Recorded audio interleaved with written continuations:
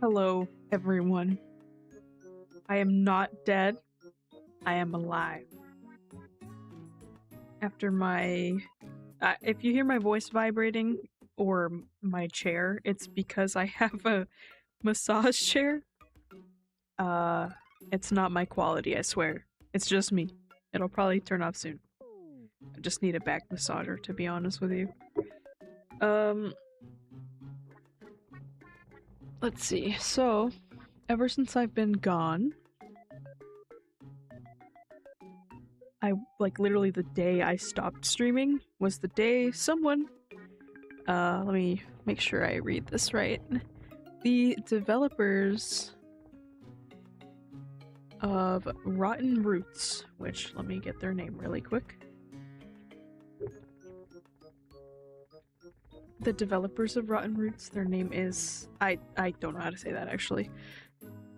Klabouterman Games? I'm sorry, I just butchered that. They reached out to me and said, hey, can you play my demo? And you know what I did? I downloaded it. And I've been waiting for my fateful day to come back and stream this because I want to know what this is about. They compared it to Scarlet Hollow in the sense that it is one of the, mysterious or just visual novel type games. And there's some mystery to it, so we're gonna find out what it's like, and we're gonna play. So, very quickly, I gotta switch the game. I can't believe Cat Quest is the last thing I streamed. I have so many things. I have so many things that I want to play. Like, so many. But we're gonna start with Rottenroots Demo.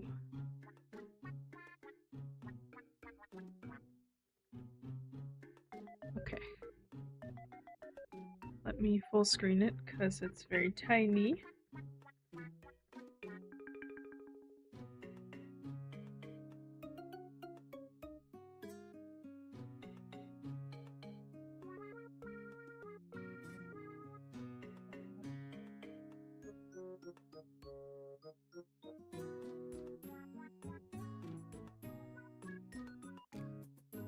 Okay, well, bad news. It crashed upon trying to fix the video settings.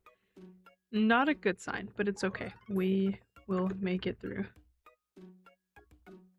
It doesn't like when I try to change the resolution, so... let me just turn on full screen instead of trying to mess with it.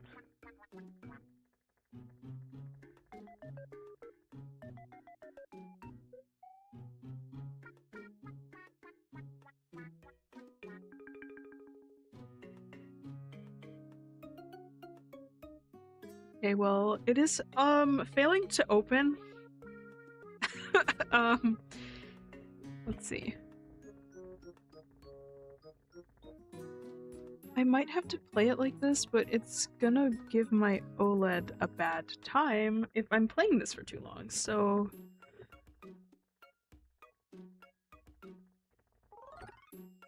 I don't know what to do. Hold on a sec. I will figure this out, because I do not want to risk messing up my OLED.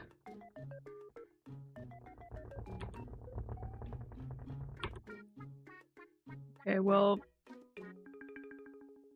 F11 is not working.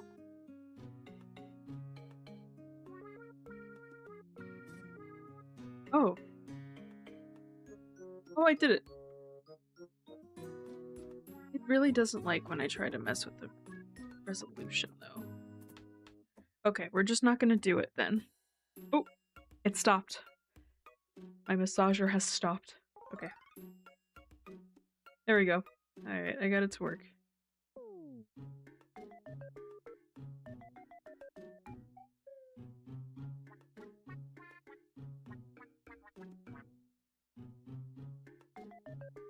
Uh-oh. Did all of my keybinds disintegrate?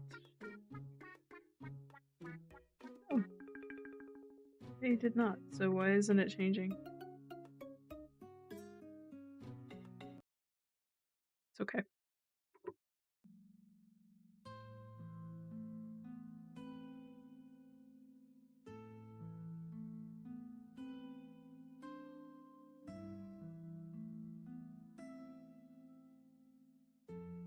Alright.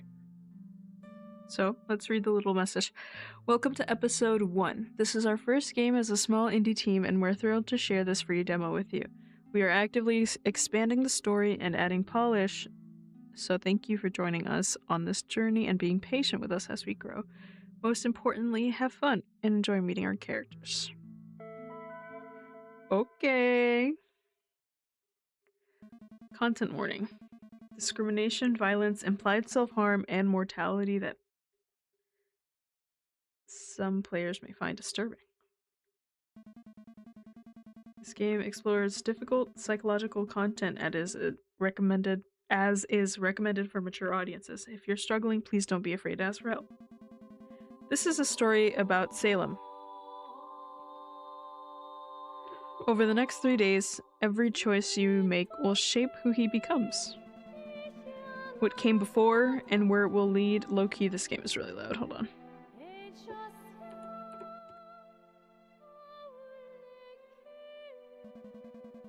What came before, what will lead, that's your choices to decide. But beware, even the most seamless choice might unlock new features, or lock you into destiny. Choose Salem's first 2 starting traits. Okay, so in a sense, it's like Scarlet Hollow.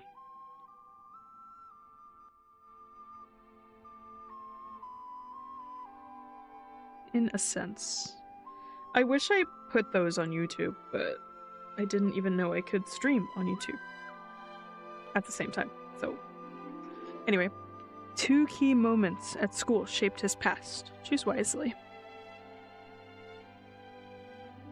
Let's do the computer club. Salem became the go-to tech expert in the computer club, confidently solving complex problems and helping others with their digital struggles. Salem was also a part of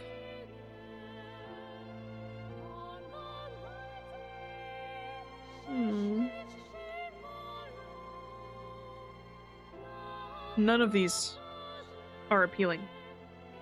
Maybe the boxing club? Salem trained relentlessly in the boxing club, developing raw fighting skills and a direct, no-nonsense approach to conflict. One last thing, if you're new to Salem's world, would you like me to explain unfamiliar terms, such as they come up, or would you prefer to piece things together from context?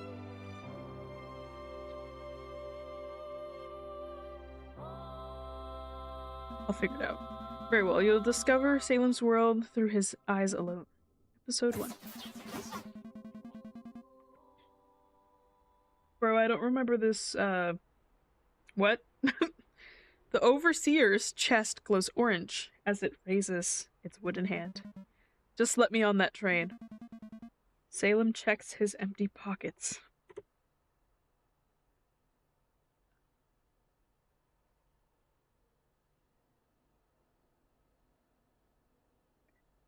Sorry. Alright. Departure of Petalwind 2XX2 from New Frankfurt to outside District 89 in 4 minutes. This is a high-security platform. Only individuals with a valid ticket are permitted here. I must have lost mine. Only 4 more minutes to catch my train. Mr. Overseer, sir. I have to be on that train. I really, really do. The Overseer's chest glows red as it's pointing its hand at him. I am the son of Minister Stalranki. That's probably not how you say it. Your boss? Rings any bells? The Overseer beeps. Lasers scan the lines shining up and down Salem. Then its red chest blinks. See? Come on, he's right over there. I'll get him, and he will explain. Salem tries to squeeze past the Overseer. The Overseer's hand shifts into an arm cannon. He needs me. I have to. Why is he covered in blood? Oh, that was probably anger. Blossom brightly. Your death wish is getting in the way of my morning coffee. The overseer shifts the arm cannon over to the girl holding a paper coffee cup. Blossom brightly? He's about to... Shut it, Willia. I'm not blind. The girl steps in front of the overseer and sets her coffee on top of the charging arm cannon? The overseer is blinking past her while she digs into her bag. Why are the cute ones always such moss brains? The girl flicks the ticket out of her bag. Overseer X70 734, Emergency Protocol 77 Alpha. Temporary security override duration T to 10 seconds. The overseer lowers the arm cannon, spilling the coffee. Moss brain, that was your fault. You owe me a coffee. She shakes her head as she moves past the overseer, walking towards Salem. Come on, Chop Chop. I can't have you blow up my favorite station. Some choices might be time-sensitive. Answer before the red timer Oh, okay. The overseer was about to... And how is it really safe to... Hurry up, let's go.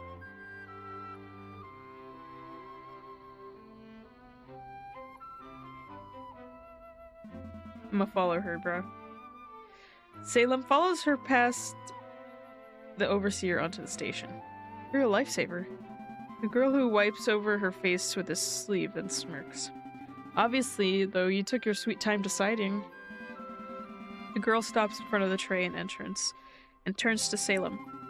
So, Mossbrain, you said you're Stalrink's son? Are the rumors about him true? Well, I'm not supposed to... Their eyes locked, and Salem's jaw drops. Wow, you... She waves her hand in front of his stunned face. I what? She looks just like Sylvana?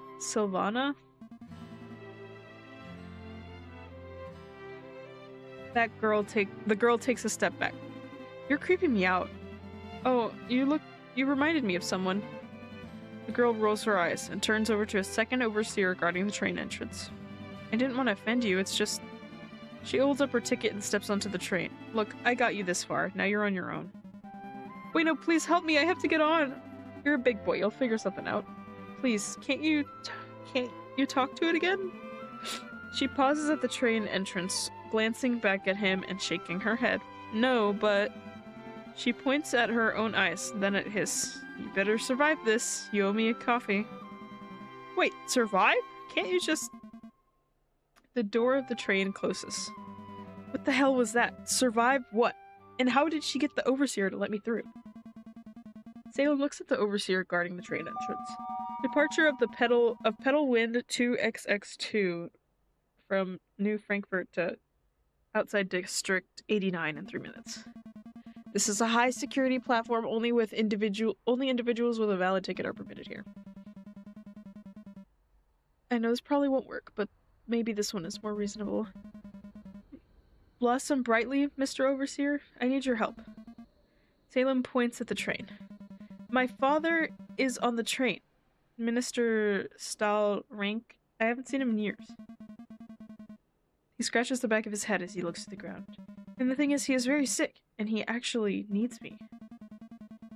The overseer doesn't move, its dark, hollow eye sockets fixed on him. I lost my ticket, but... Salem moves closer to the overseer and whispers, could you please make me an exception and let me move on? It would mean the world to me, just this once. The overseer begins to glow red at the end of its arm transforms into an arcanum. Salem raises his hands. I promise I am no threat. He never asked for my help, I just want to be there for him. The overseer starts charging his arm cannon and pointing it to Salem. Okay. He keeps his hands up and walks backwards until the overseer lowers the cannon. That's it. He slumps down the station pillar, crouching with his knees drawn tight against him. Father, I failed you. In front of him, the train door opens as someone tries to exit the train. Why today? Why when he needed me most? A loud thunk echoes from the train door. Ow! Wait, I'm stuck! Salem notices the teen stuck in the train door. A massive drum on his back jammed in the doorframe. Just 1 second. The teen wiggles the large drum and clanging and rattling against the stuck door. Almost got it. With a final heave, he pops free and stumbles off the train, a kazoo flying from his pocket and landing at Salem's feet. Blossom brightly, I think you lost this. What the hell is Blossom brightly? Blossom brightly. Salem hands the kazoo back to the boy. Blossom brightly? Thanks a lot. The teen takes his kazoo and plays a tune on it. So, you must be Salem, right? Departure of Petalwind 2 minutes. Salem nods, looking at the ground while the teen's fingers tap against the side of his drum. Kurt Cummerstub. I assist around here. Is it really true that your minister's... This music, bro. It's loud. I don't want to get rid of it. Why is it so loud? You need more volume sliders. That's my complaint. Not complaint, but constructive criticism.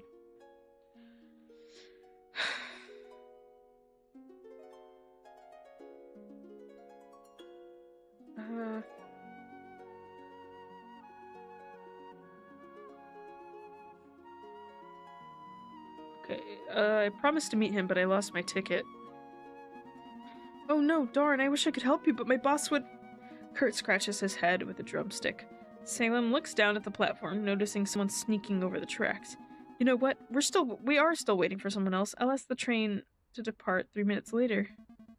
Salem stands up, gazing at the approaching trespasser.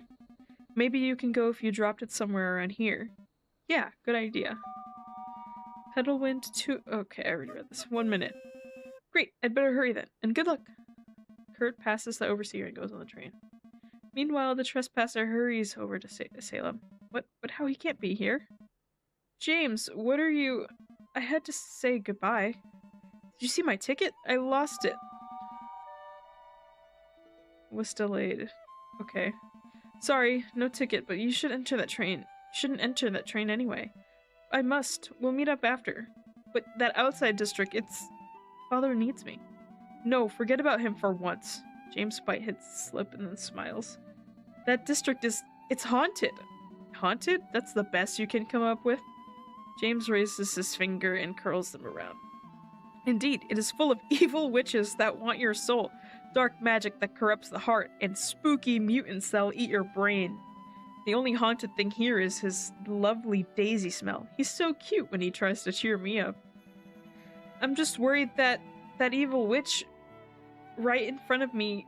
Wait, what? I'm just worried about that evil witch right in front of me. Will you help me look for my ticket or not? 2 minutes. James nods, and they walk down the platform away from the overseers, whispering to each other while searching for the ticket. Sal, I saw you pick a fight with an overseer. What's this really about? I am afraid of what will happen when Father is gone. This might be the last time I can see him, and the first time he actually wants to see me. Sal, please. I know, but listen. Salem points to the train. This might sound cheesy, but it feels like I've been waiting for this train my whole life. Salem wipes over his face. Dad needs me. He finally needs me. I can't let him down. Departure of Petalwind 2XX2 from New Frankfurt to outside District 89 in 1 minute. Honestly, Sal, I wish sometimes you'd be I sometimes wish you'd be so passionate about us. Salem stops and lays a hand on James' shoulder. Don't ever say that. You are always the end goal. The overseer's hollow eye sockets turn toward the teens. James steps out of Salem's grip and lowers his voice. I'm just afraid of the road you're taking to reach that end goal. The overseer turns his head and James takes out a worn book labeled Storm Oak Manual and hands it to Salem. You forgot it last night. I thought you might... He grabs it, opens it, and finds the ticket. I used it as a bookmark!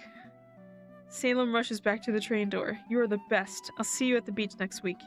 James catches up to Salem and grabs his hand, pulling him in, whispering in his ear. Enter the train and you'll be dead by nightfall.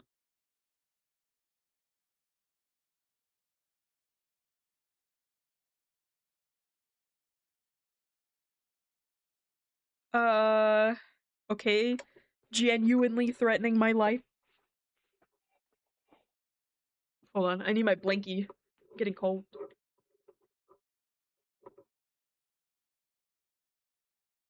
I think I'm gonna turn on the chair vibration.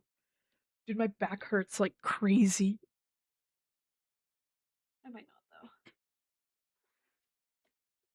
Alright. I don't even know what to say, to be honest. Like,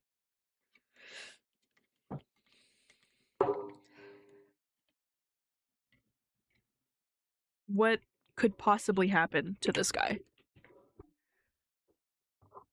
Like, it can't be that bad. It can't. Mm,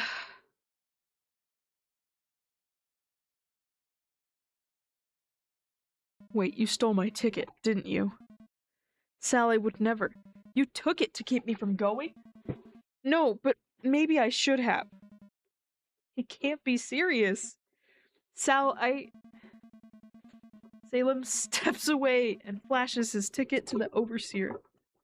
The arm cannon turns back into a hand as it steps aside, letting Salem through. Ready for departure. Just listen to your heart. Don't do this. Salem boards the train. I am listening to it. The door closes and he stands in an empty corridor, hearing only the hum of a train as it begins to move. Wow, I really made it. Now what should I do?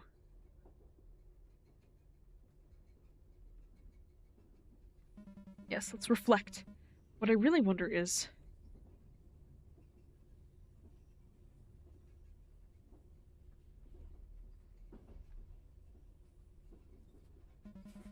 why was James here, and what did he mean by "you'll be dead by nightfall"?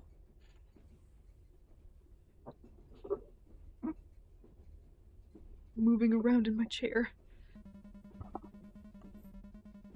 Honey Bun? Honey Bun shouldn't have come! You risked his life! But what does he know? Was he just trying to scare me? Not his funniest joke. And it's not like him to joke about something like that. Why would he put himself in at such risk if we're seeing each other in 3 days anyway?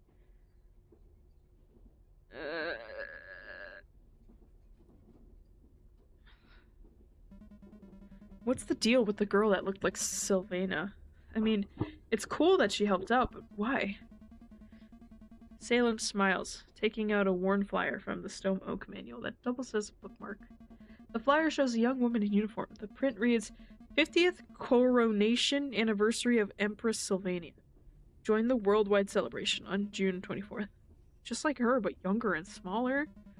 James would joke, she must be a government experiment got wrong. Project cloning the Empress. But seriously, it must be a coincidence. She was ranked sapling, so she might be at my camp. I should really thank her for all the help. Salem puts his bookmark back. How the hell did she control the overseer? I've never seen anyone talk to an overseer like that.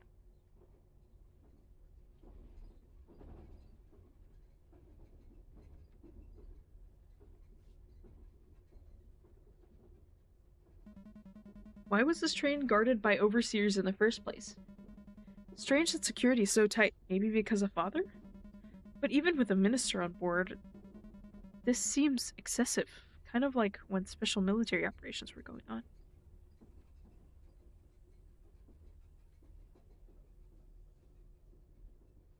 I low-key think that's all I want to know about.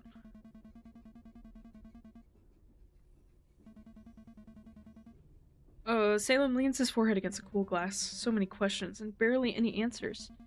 He straightens up and takes a deep breath. Okay, I better get going. Time to find father. Salem runs down the train looking for his father's compartment. Absorbed in his search, he walks into a sugary-smelling teenage girl. Sorry, I didn't... His words phase as she pulls him into a hug. Sal, there you are! Salem laughs and hugs her back. Oh, you're also here. Barely recognized you with the new hair. Dad hated it the moment he saw it, which pretty much makes it perfect. Wait, are you here with Dad? Will you be at my summer camp? Landon reties Salem's scarf. Of course I will. Someone has to run the camp, especially with you around. I hardly need any help with that. Oh, you do. Think of all the little saplings that are desperate for some fun. Lynn finishes up Salem's scarf, taking a step back and smiles. We can't have two goody two-shoes. Fun police. Call the shots? Salem rolls his eyes while Lynn looks down at the train corridor. So, where's Jamesy boy? Is he still glued to your side? He's not here. Oh darn. Why? Oh, no reason. You know, just being polite. Uh-huh, sure. So how's father? Lynn sighs, shaking her head. You really want to know? He's been milking this dying man thing for all it's worth. Don't talk like that. It's not like he's telling me what's actually wrong. He's like a closed book. If closed books had tubes and breathing apparatus. Lynn flicks the glossy honor student patch sewn into Salem's uniform. He'll probably open up to you, though. The golden boy, getting shinier and shinier. Lynn moves onto his mighty oak patch and flicks that as well. You're beginning to look like a walking trophy. That's not fair. He's dying. I'm trying to... Fair? When has he ever treated us fair? If we... Lynn crosses her arm, while Salem notices their father approaching from behind her. Lynn, maybe we should continue this conversation later? Lynn furrows her brow. Why? I'm so ready to vent. Can you imagine? You can't imagine. If we kept a scoreboard... Lynn, seriously. What? I'm just being honest. He doesn't care about our feelings. Salem raises his brow and nods his head to their father standing behind her. Oh. Lynn freezes and turns pale as she looks at her father standing behind her. Hey Dad, I was telling Sal how much you missed him, right Sal? Salem covers his mouth while their father sits back down into his wheelchair, strapping an oxygen mask back on. Bring me back. Lynn nods, grabs the wheelchair and gestures her brother to follow them. I'm so sorry, Father. I was just joking. You know, us girls and our hormones. Raises his hand as she stops mid-sentence. Lynn pushes their father to an empty compartment, Salem following them. Blossom brightly, my son. You... cough. Made it. I should have just coughed, but whatever. Salem bows before his pale father. He smells sweet with a hint of burned rubber. He looks and smells awful. So many tubes going in and out of him. It's worse than I thought.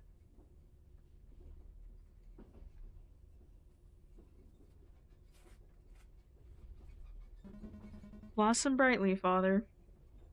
Hi, Hammy. Yes, it's Monday. Happy Monday. Salem kisses his father's hand. Now let me see.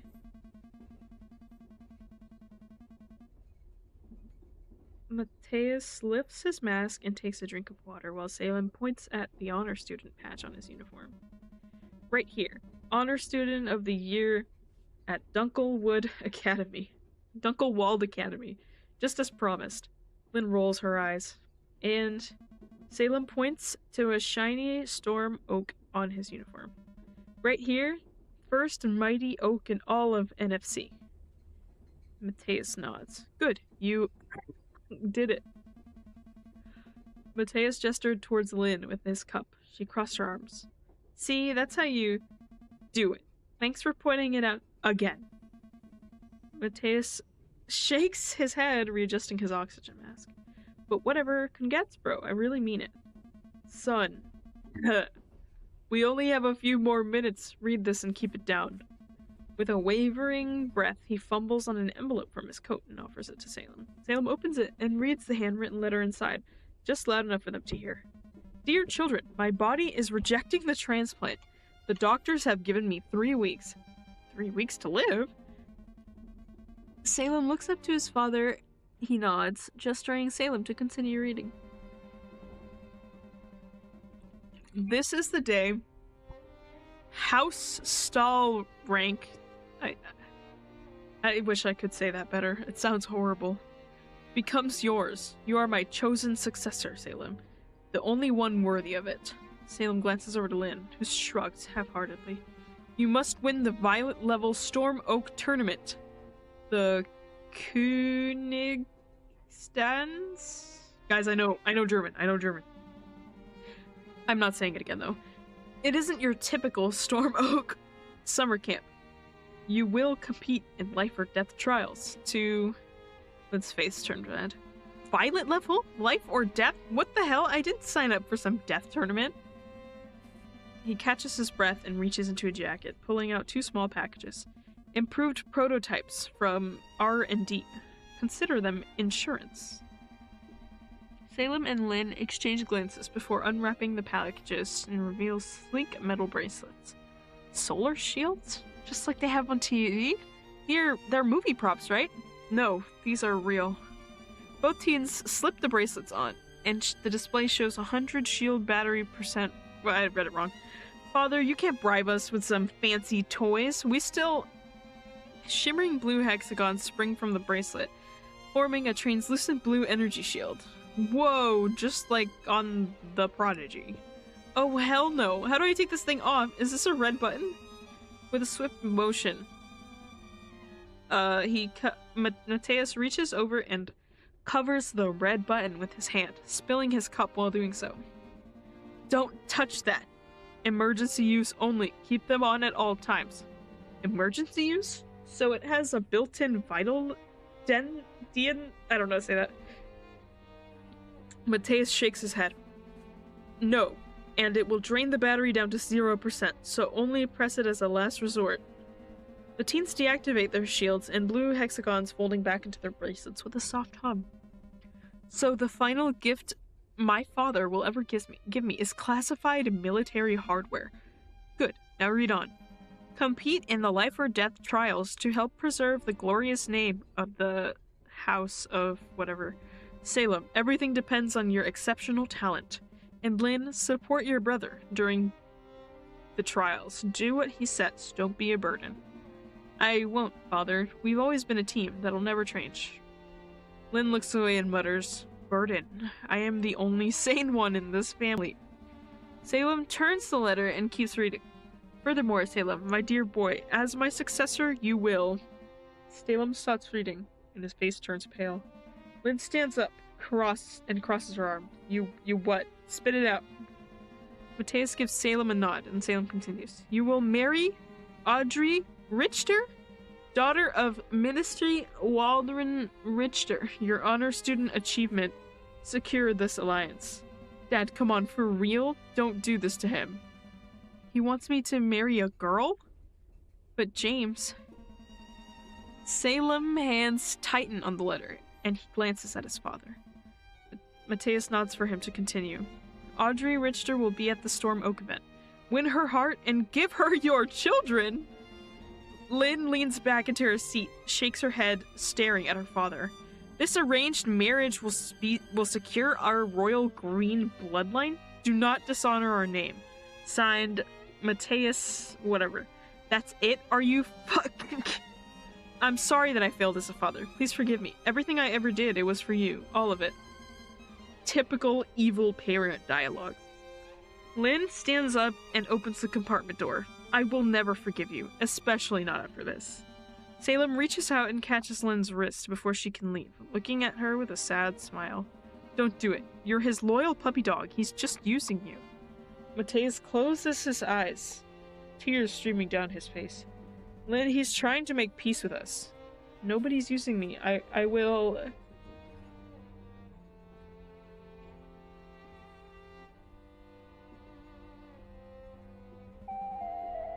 Father, I can't... Starts coughing and gets out a tissue and starts wiping away his tears. Son, this is my dying wish. At least get to know her. But Father, she is exceptional. You're a perfect match. Politically, spiritually, biologically. I can't break his hope right now, not when he's sick. Yes, son! Be straight! Please! Please, for me, it's my dying wish. Like, what? Lynn breaks away from Salem's grip. She shakes her head and leaves the compartment. Sir, could you excuse me for just a moment? I have to go to the restroom. Salem rushes towards the restroom, looking for Lynn as he goes. She's probably blowing off steam somewhere. Salem enters the restroom and locks the door behind him. He sits down on the cover of the toilet, shaking his head. I didn't want any of this. A life and death tournament? I just wanted to see Father. Salem buries his face in his hands. I don't want him to die. Me taking over the family and marrying a girl and having kids? I don't even think I'm into girls, and I'm not ready for this. Salem shakes his head and clenches the fabric of his pants. I just want to hang out with James at the beach, cuddle up, and watch Sylvana's anniversary ceremony on TV, without the fear of anyone bothering us. Salem's Storm Oak manual falls from his pocket, a red letter sliding out. Another love letter? Oh, for Sylvana's sake, how many more times must I tell him never store them in personal items? A flowery smell emerges from the paper. Daisies. Salem smiled. He was awfully mysterious. Maybe the letters have more info about the trials? He opens the letter and reads it. It's a song? Raspberry sun, I hold you close, swimming both while nose to nose. You are the wave with lovely foam, which shade of dream will be my home. Golden beach, sweet summer air, the cherry sunset becomes so rare. In the sea, where dreams come true, mermen frolic in the deepest blue. Raspberry sun, I hold you close, swimming both while nose to nose. Collapsing waves storm the beach while blackberry sun extends its reach. Raging dark waves reaching for the sun, no golden beach when it's all done. If the world changes through this storm, what mermen will show their final form. Raspberry sun, I hold you close, swimming both while nose to nose. While the deep blue sea is torn apart, blackberry sun never fills the heart. Oh. This seems useless for the trial, but also super cute. Salem flips the letter over and furrows his brow. Who is truly free, the hunted bird or the bird in the cage? Decide, Sylvania or me? Wait, no. Sylvana. Wait, where's Sylvania from? James in the drama queen mode, throwing me another riddle. What's his deal today?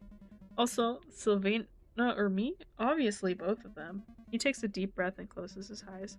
Either way, this weekend will be tough, and I can't fail.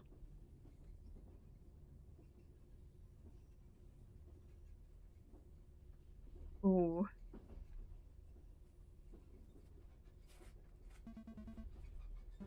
I have to win, for my future with James. Once I'm the top dog calling the shots, I'll be able to protect us forever. He's about to leave when he hears a voice from the outside of the restroom door. Haha. Me, on the other hand, I can't wait to kill. That's Albrecht? What is he doing here? Did he follow me back from school? You're so cool, Alb. So you killed someone? Just some unkraut the other day with my old man, so not yet. Yeah, killing a real green blood, that's the only thing that counts. For my first kill, I want to pop Stalric, that cheating bastard. Yeah, he has it coming. He knocks on the restroom door. Hey, you done in there? Oh no, he's still mad about losing the honors student title to me. What now? Occupied! Whatever, let's go to the next one. That was close. He's really looking forward to killing me? Or just playing it cool in front of his friend? Salem watches his patches gleam in the mirror, then he looks up, meeting his own stare. I never killed anyone. I don't have any gear on me. And Lynn, she shouldn't even be here. She's not even high rank enough for a Violet tournament. Dad has to know more. I need to get all the intel I can. Lynn and I have to survive. For my family. For James. Salem presses his ear to the door. They're gone. Time to head back. He returns to the compartment. His father and sister are waiting for him. Sal, you want to hear this? Dad said Sylvana personally organized this event, and the winners get... Hold on. The Sylvana? Yeah, and the winners get Green Order emblems. No way. Impossible. They don't exist. They're made up. Not anymore with her 50th anniversary in 3 days. She's bringing them back. Salem flips his Storm Oak manual and skips to the list of emblems. The one at the top. the list is labeled Green Order Emblem. Green Order Emblem. Gain 3 to rise to rank Forest Guardian. The highest possible rank in the Storm Oak hierarchy. Any additional Green Order emblem obtained beyond the 3rd grants and further tier within the rank. For example, 4 emblems, for instance, name you Forest Guardian of the 2nd seal. I don't know what this means, by the way. The Storm Oak with the most Green Order emblems, regardless of its rank. Honestly, this changes nothing. It's granted a yearly audience with Empress Sylvana, including 1 guest.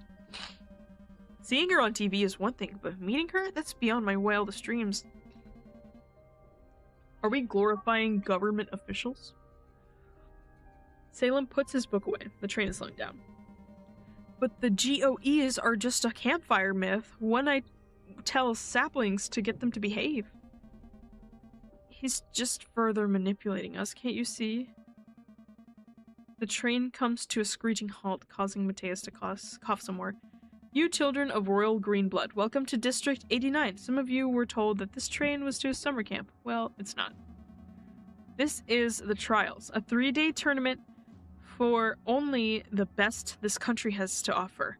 Day 1 begins with a sundown trial. The rules for today are simple.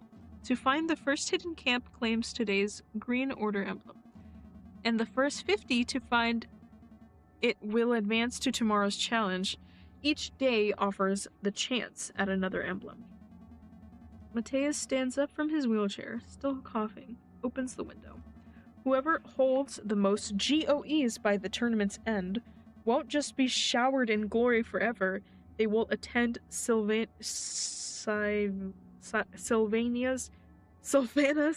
50th anniversary celebration as her personal guest. +1. Forgive... Father, what? Oh. Cough turns into gagging, blood dripping out of his mouth and it's off his mask. What's wrong? The announcer continues. The remaining 150 of you that won't make it to camp will die. Die? So let's dance, children of Sylvana. Your equipment packages await outside. Your time starts now. Can't breathe. Medic, help! Someone get a medic! Her voice drowns in the surrounding chaos of over a dozen Storm Oaks abandoning the train. No, medic. We have to activate his vital den. I don't know how to say that. With steady hand, Salem pats his father's body, looking for the whatever. He's not wearing one? Kids, run. He leans far out the window, his body shaking as he coughs. Father, where is your thing? More blood spills from his mouth, dripping onto the ground below. The train tracks making the earth rumble. Sal, what the hell is that? Salem looks to where Lynn is staring, his eyes widening. The ground is covered in thick grass that is growing and twisting into vines. Those are vines? But how can anything grow that fast? The vines grow up the side of the train. Where's the family? We have to get him away. The vines grab the still coughing Mateus. Mateus, twisting like snakes around his wrist. More vines surge upward, glowing bright, winding around Mateus's arms. His neck pulling him further out of the window. They burn. This is impossible. How can vines even... No. I gotta save him. The twins? They're twins? I guess they are. Grab their father's legs, holding tight, while the veins pull him towards the window. Hold on, we got you. The vines pulse brighter, and Salem feels a hot tingling where they touch his hands. You have to act fast.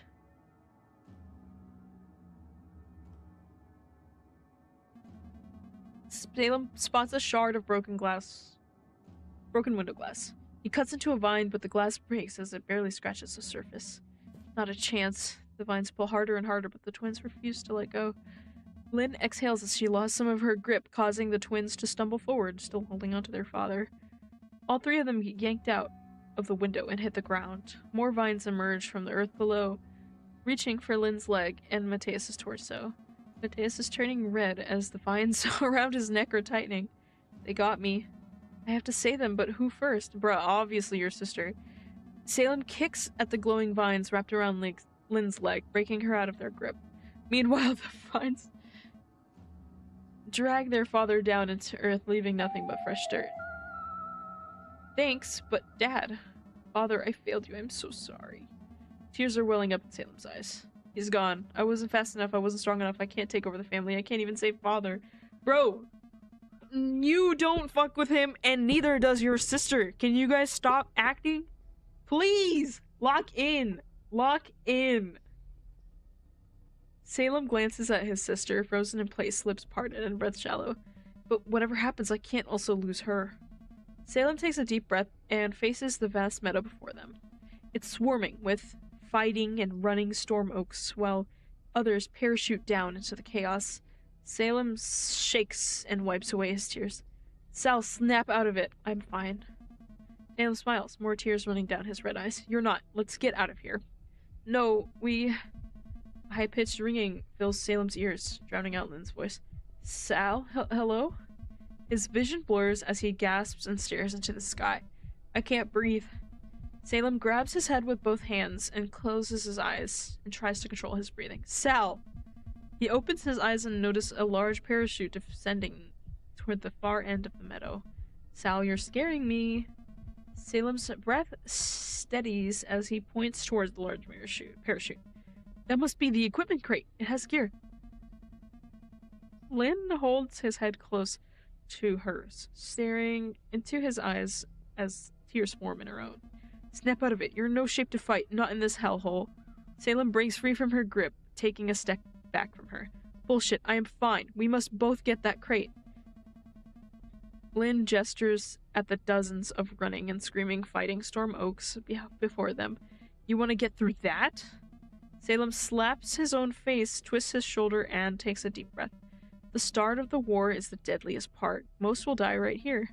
Great, so we're on the same page. Let's ditch the crate and run away. No, that's not how you win sundowns. We need to get gear or at least a map to find the camp. Then we have an ace up our sleeve. He activates his solar shield, blue hexagons, shimmering to light from his wrist.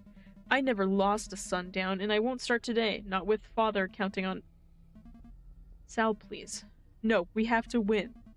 Lynn lets out a sigh and also activates her solar shield. Alright then, lead us to the equipment crate. But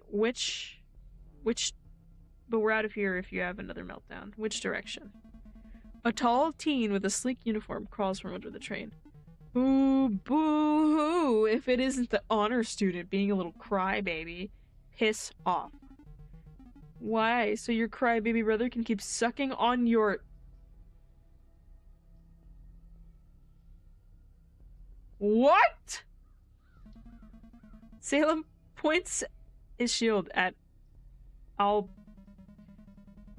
You're going too far. Last warning, get lost. He points a finger gun at Salem.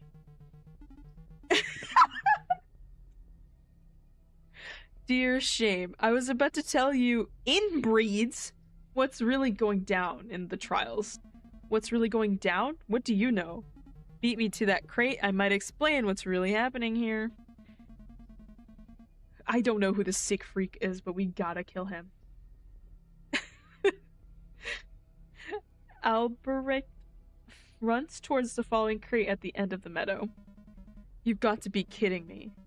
Albrecht... I don't know his name, I can't say it. We should outpace him. We should stay as far away from him and go right to the crowd.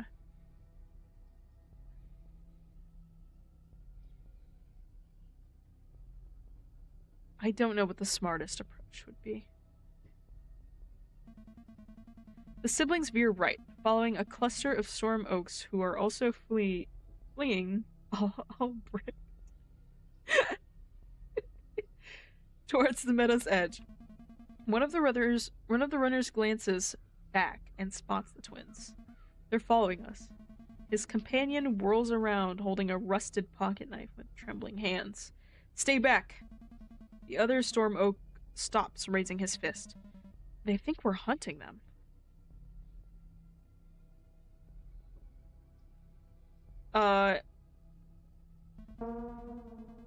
Failure!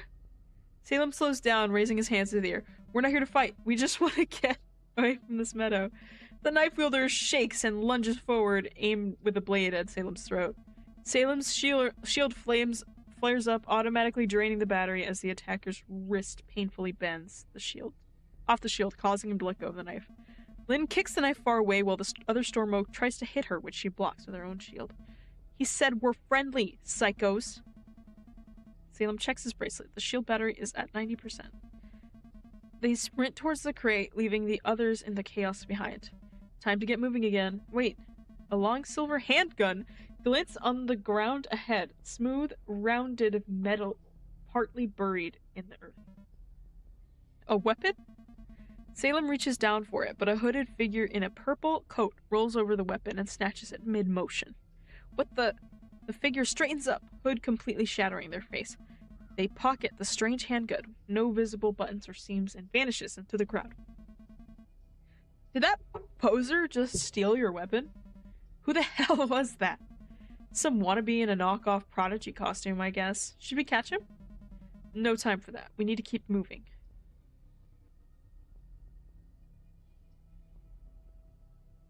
Let's go to the left. Salem and Lynn veer left towards the battlefield's edge where the tree line begins. A Storm Oak's parachute is tangled up in high branches. Oh my god! Of a massive oak, leaving her hanging helplessly above ground.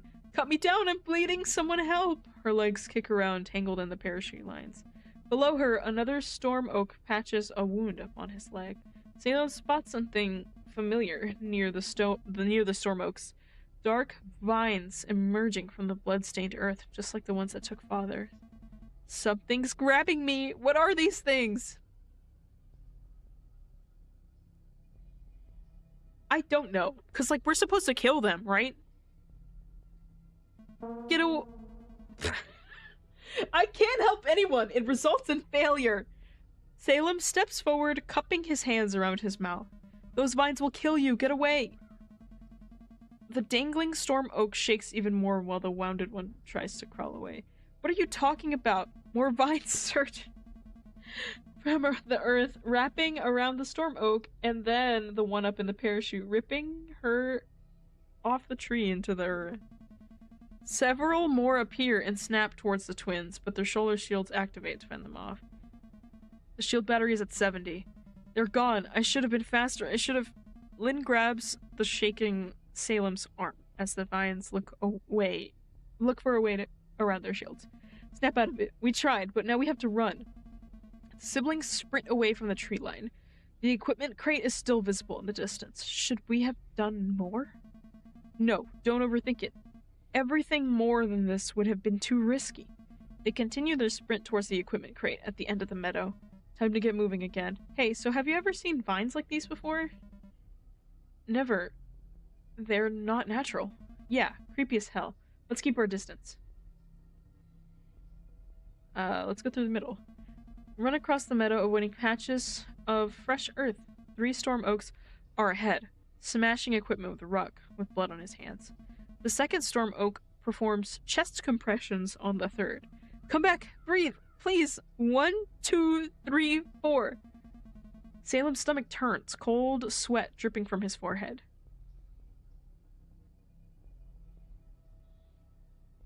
Help with the revival attempt.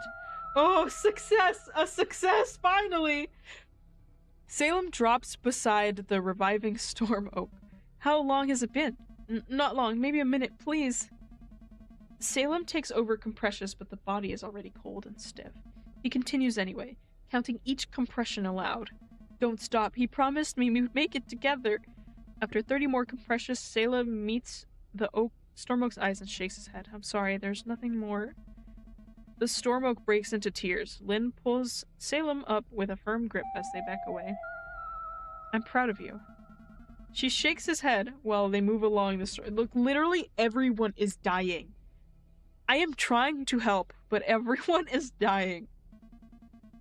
They leave those two Stormwolves behind, the sound of chest compression and metal crashing on a rock as they move away. Which way through the crowd?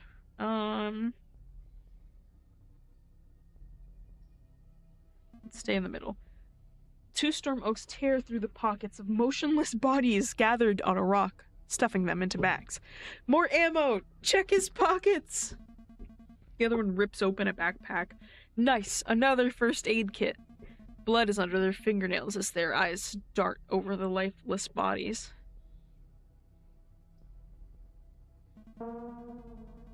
Bro! Salem gestures for Lynn to follow him as they sneak along the edge. Looter 2's eyes lock on their bracelets. Look! Shield bracelets! Those are so cool! I'm on it. A grenade! Come on! A grenade arcs through the air towards them. Salem's shield flares as the grenade bounces off the blue hexagon on his shield. Oh no! It bounces away and explodes between the looter. I just killed someone! Two someones! The blast hits Salem and Lynn, but most of the impact is absorbed by their shields. Smoke clears and only craters remain where the Storm Oaks were. Are they? Salem's whole body starts to shake as he falls onto his knees. Sal, we almost made it. They move towards the crate. Concentrate, deep breaths. That wasn't our fault. Bro. Salem nods, lets out a deep breath, and looks toward the crate. Salem checks his bracelet. 40%. Dude, we're dying. I picked the worst possible options. We're dying. They rush towards the massive equipment crate looming ahead.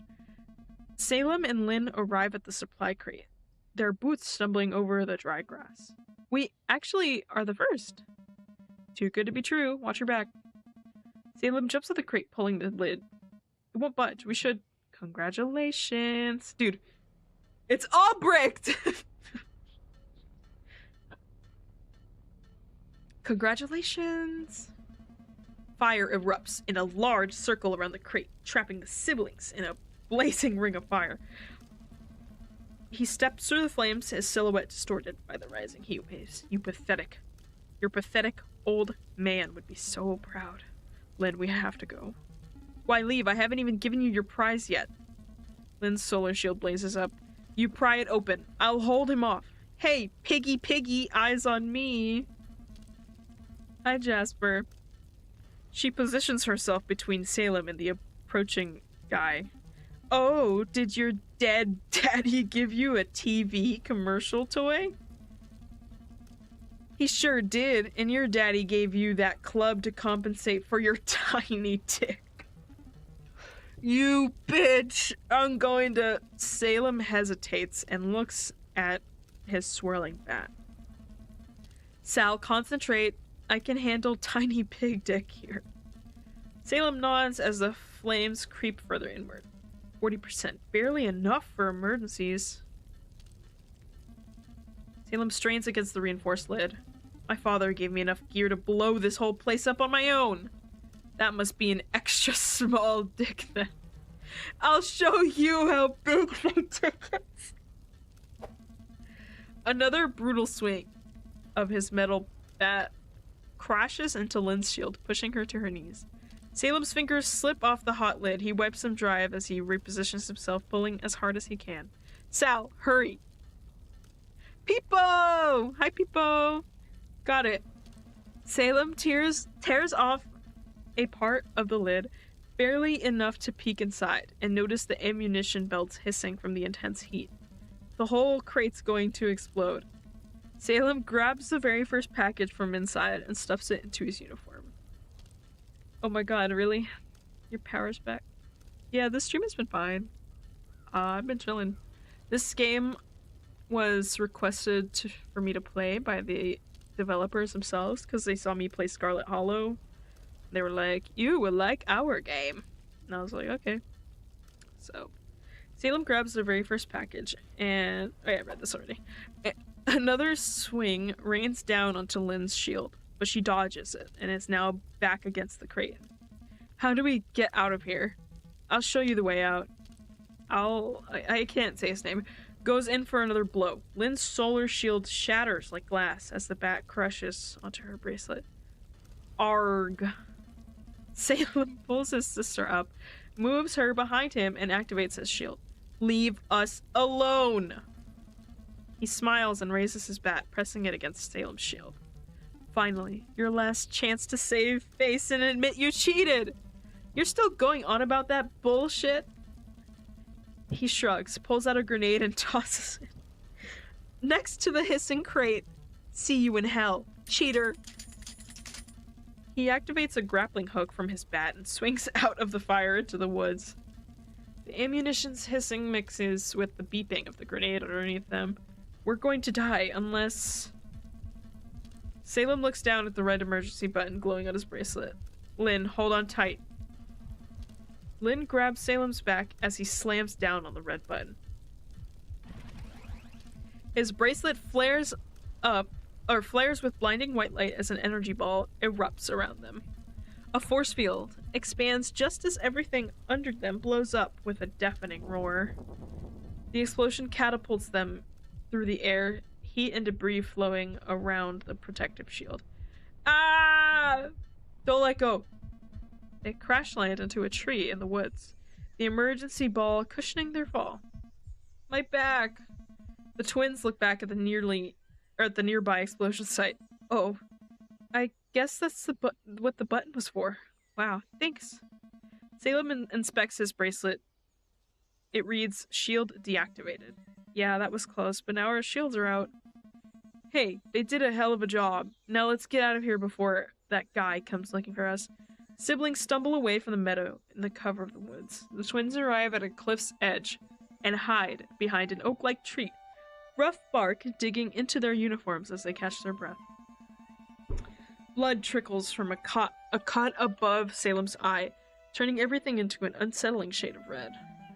Focus. I need the emblems for father. What? Are you for real right now? Screw the emblems, screw this tournament.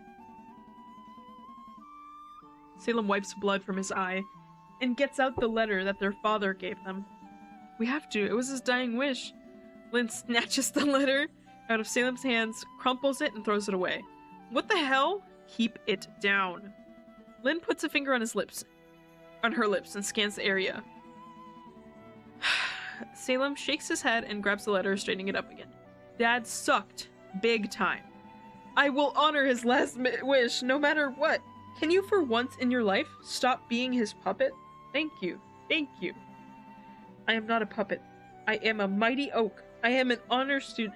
You're a puppet. He controlled every move you made. Lynn draws her knees to her chest. He controlled everyone. Oh, come on. He wasn't perfect, sure, but he tried to apologize, and he's still our father. Lynn pulls up the sleeves of her shirt, showing Salem's scars. I can't forgive him, honestly. I'm glad he's gone. Did he do that to you, or did you... Does it even matter? In one way or another, they are from him. Damn. Lynn pulls her sleeves back down and grabs Salem's collar. This family can go to hell. Don't marry that girl. Don't get her pregnant. Promise me. Lynn, believe me, I don't want this, but as his successor, the family's standing rests on my shoulders now. Lynn raises her voice and shakes her brother. Live your own life! Distant shouts echo through the forest, and Lynn goes quiet, letting go of Salem. Promise me, please. Salem puts his hand on hers and nods. For now, let's just survive the day. Then let's run, together. Fuck the rules, fuck the WPP, fuck this whole tournament. Salem straightens up the letter more and puts it into his pocket. I can't. Sal. I'm staying, but you should go. I am playing as Salem, yes. Lynn wipes her eyes with her sleeves. We're either going together or none of us goes. Salem meets her eyes. If we want to survive this, we have to know what's going on. Storm Oak Command number 34, assess before acting. If a clue could save our lives, then we should find it. So you're choosing commands over my advice? Don't you have your own dreams? I do. He scratches the back of his head. Dude, he's hella conforming right now. He's pissing me off. Like, you're a gay man. Don't stop this. But I'm also choosing us surviving and winning this. This isn't your dream. This is his nightmare haunting us from the grave.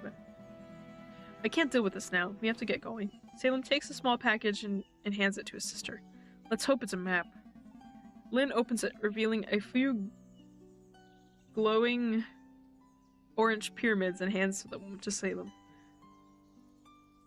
I have no idea if that's the word, but yes, I have arthritis. I have bad arthritis. The autoimmune one.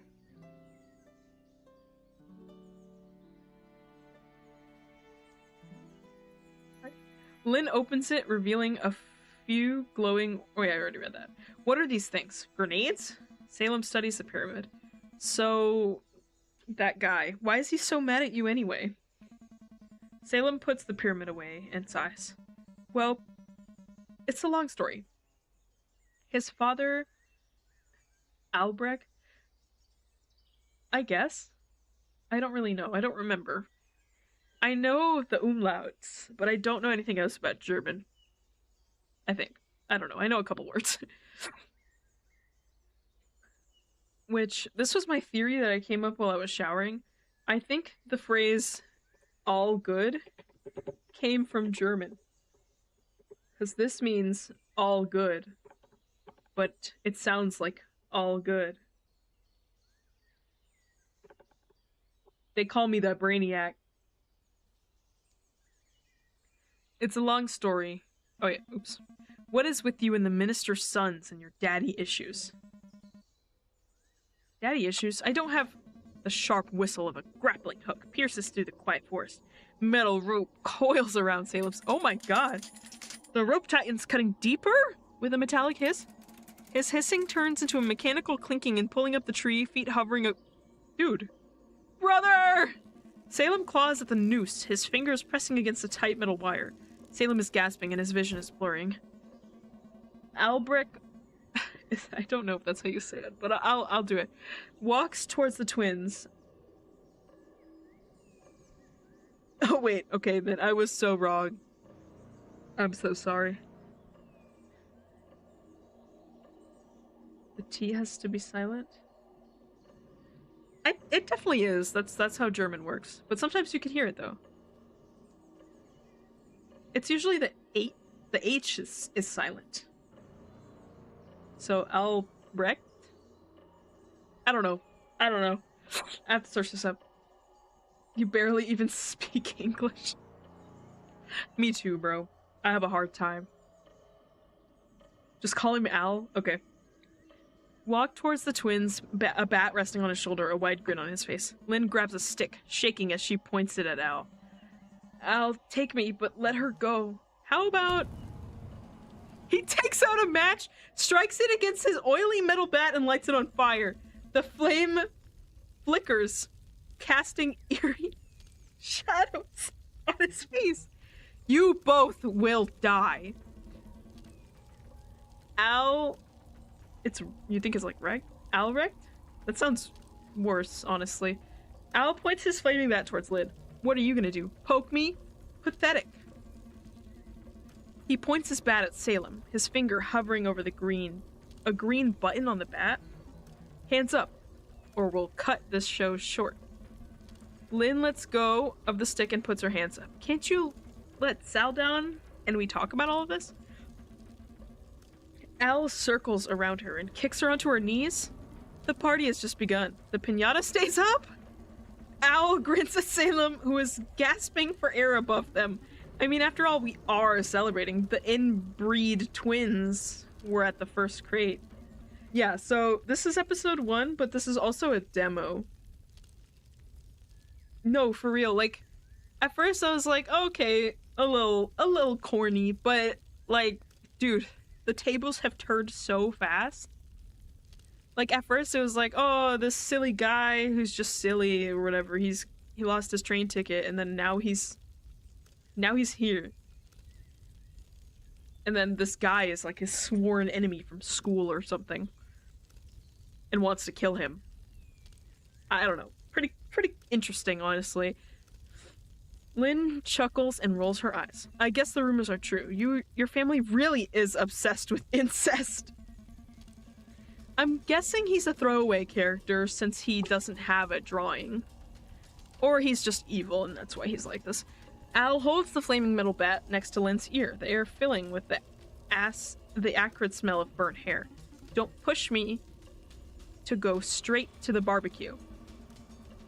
Al grabs her head back and licks his lips. I was hoping we could enjoy ourselves. Yeah, maybe. Salem gasps for air, fingers fumbling with the noose. Al turns to him and cuffs an ear. What was that? The piñata wants to apologize for stealing my honor student title? Salem tries kicking Al, but doesn't reach him. I agree, piñata stuffing would make a great apology, but first... Al yanks Lynn's head back, his flaming bat licking toward her hair. Just relax, I will... Lynn punches him in the groin as he crumples. You are not gonna fuck anything for a while. Salem gets the worm pyramid out of his pocket and drops into Lynn's lap. He mouths, do it, and she nods. Al gets back up and raises his bat, winding up for a swing at her head. Slum? I don't know. I will... Lynn slams the pyramid against a rock. It flashes orange. She throws it into Al's face, hitting him right in the eye. Go fuck yourself, green blood loser. Al lets go of his bat and grabs his wounded eye. You rotten brat! Lynn gets up and Al tries grabbing her. I know, dude, it's fucking crazy. It wasn't like this earlier, bro. If you see earlier, nothing like this. But Salem kicks him in the face and Lynn bolts away into the woods. An explosion tears through the air. Like earlier, I was getting grenades thrown at me randomly. I didn't really do anything.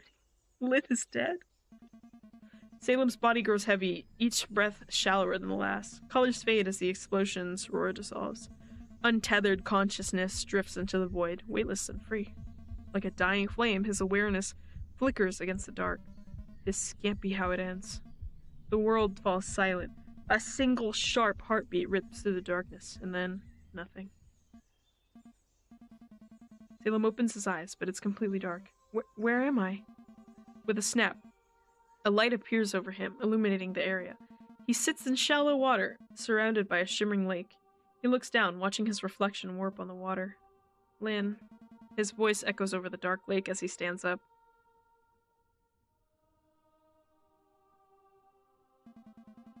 Salem extends his hand towards this reflection. I look kind of like always. But what was this place even supposed to... Voice cuts through the silence. Great, another one. What? Who's there? Salem squints, but he can't make out where the voice is coming from. Okay, let's get this over with. Welcome to your death, Salem. Death? Salem's hands shake, still looking around where the voice is coming from. Death. Dude, we fucking killed him. We fucking killed him! In the distance, Salem spots a barely lit up pedestal with a gleaming badge on top.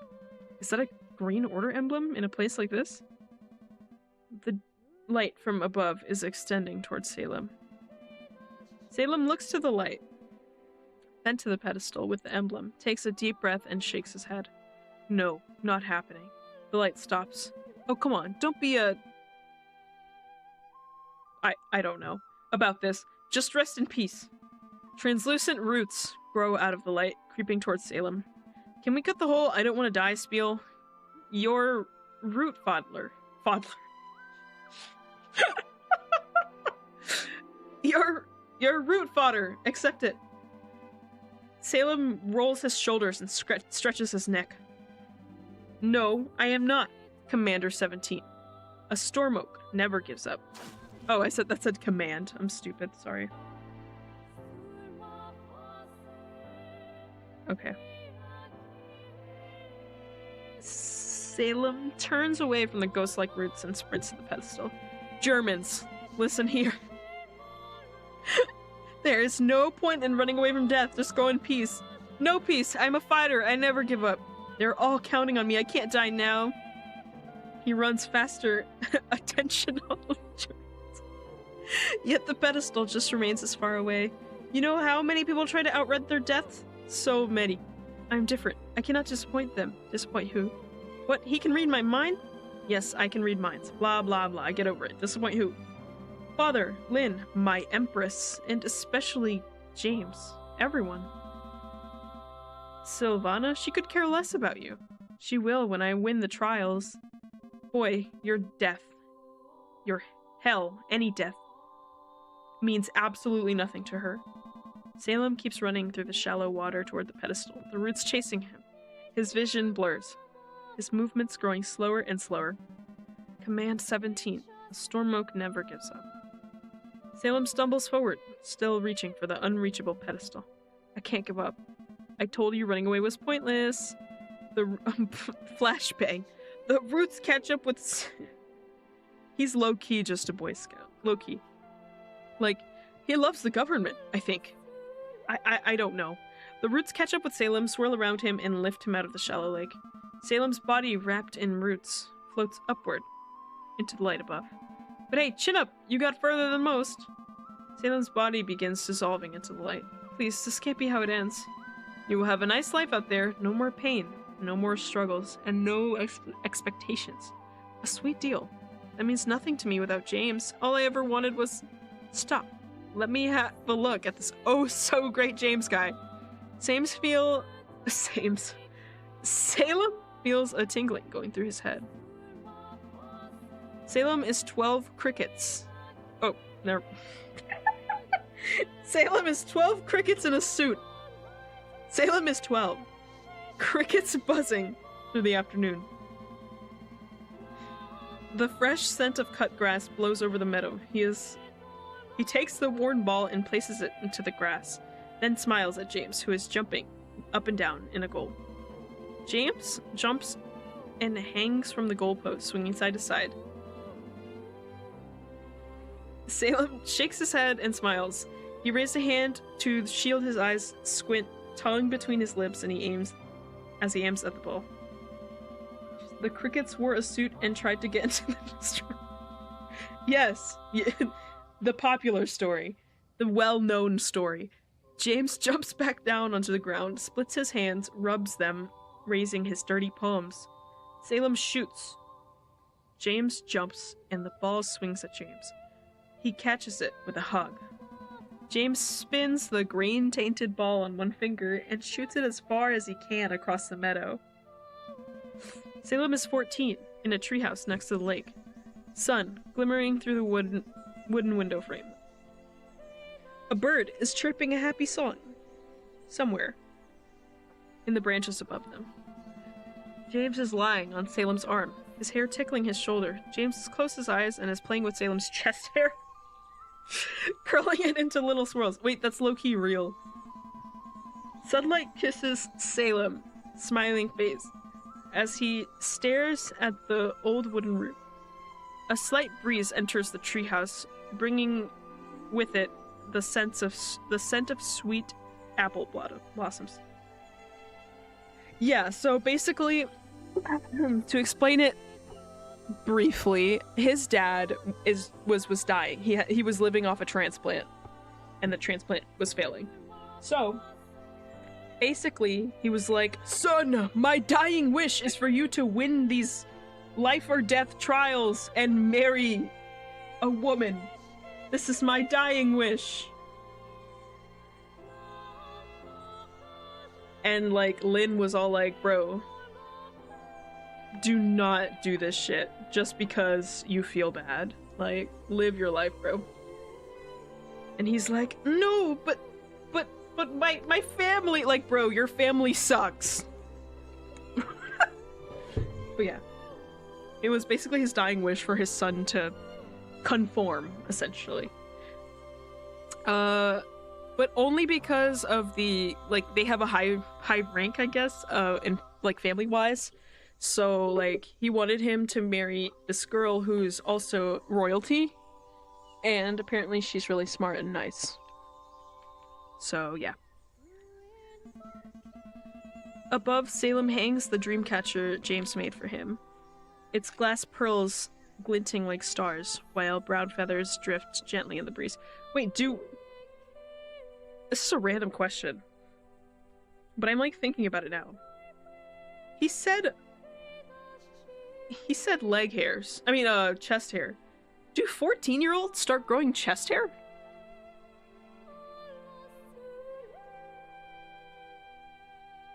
They can? I don't know why, but I don't know if I remember if they could. Anyway. Yeah. Salem is 16. He is sitting on a couch looking at the dozen dusty boxes filled with childhood toys in front of him. Yeah.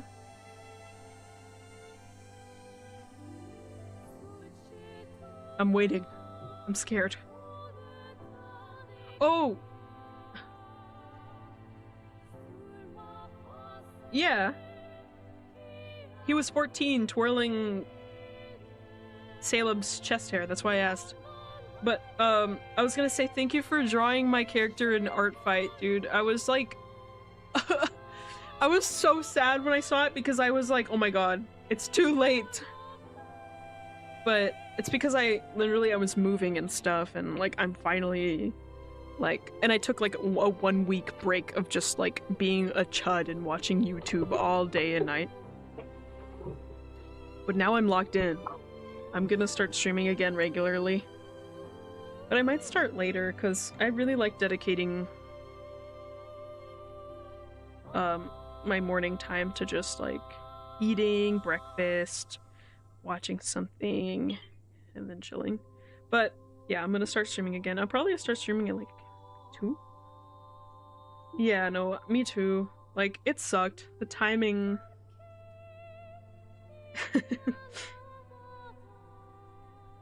but yeah. I was literally not even like in a comfortable spot for Art Fight. So... But now I finally am. I'm playing with my LPS beaver right now.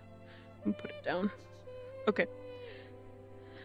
An army of action figures hangs out the carrying hole in the box. James sits next to Salem, his nose and eyes running. James whispers as he blows his nose into the arm of his sweater. Ew. Ew. Like, a sweater, really? A shirt is okay, but a sweater? That's just getting on your skin. Salem stands up and rescues the action figure from the box. Its green uniform is turning gray, and the silver plastic sword is starting to vanish, showing the milky plastic underneath. Salem goes back to James and lies down on the couch, laying his head on James's leg. He then plays with the figure, making it walk, fighting with its sword, getting James to chuckle, and turn his crying into a tearful smile. James grabs Salem's hair, curling it between his fingers, as Salem continues to play with the old action figure. For a demo, this is pretty long. So you two lived a secret life, away from Sylvana's horrors, but why? Why? Because it made us happy. Made you happy. Keeping secrets from her is practically impossible. Why not give up on him and live a normal life? A storm oak never gives up, and I love him, and one day I will live a normal life with him. Good luck with that, but you got me thinking you might be more than the run-of-the-mill fanatic. Salem's eyes are closed. He is drowsing off. Never give up. A storm oak always contradicts himself. Hey kid, don't fall asleep yet. Answer my question. I might allow you to suffer a bit longer. Salem squints, his eyes opening just a crack as he looks into the light. When did you discover that life isn't fair? James's parents?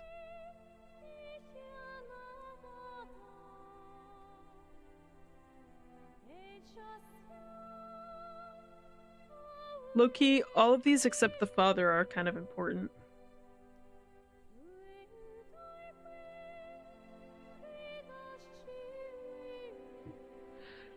Genuinely in a thinking stance right now. I don't know what to pick.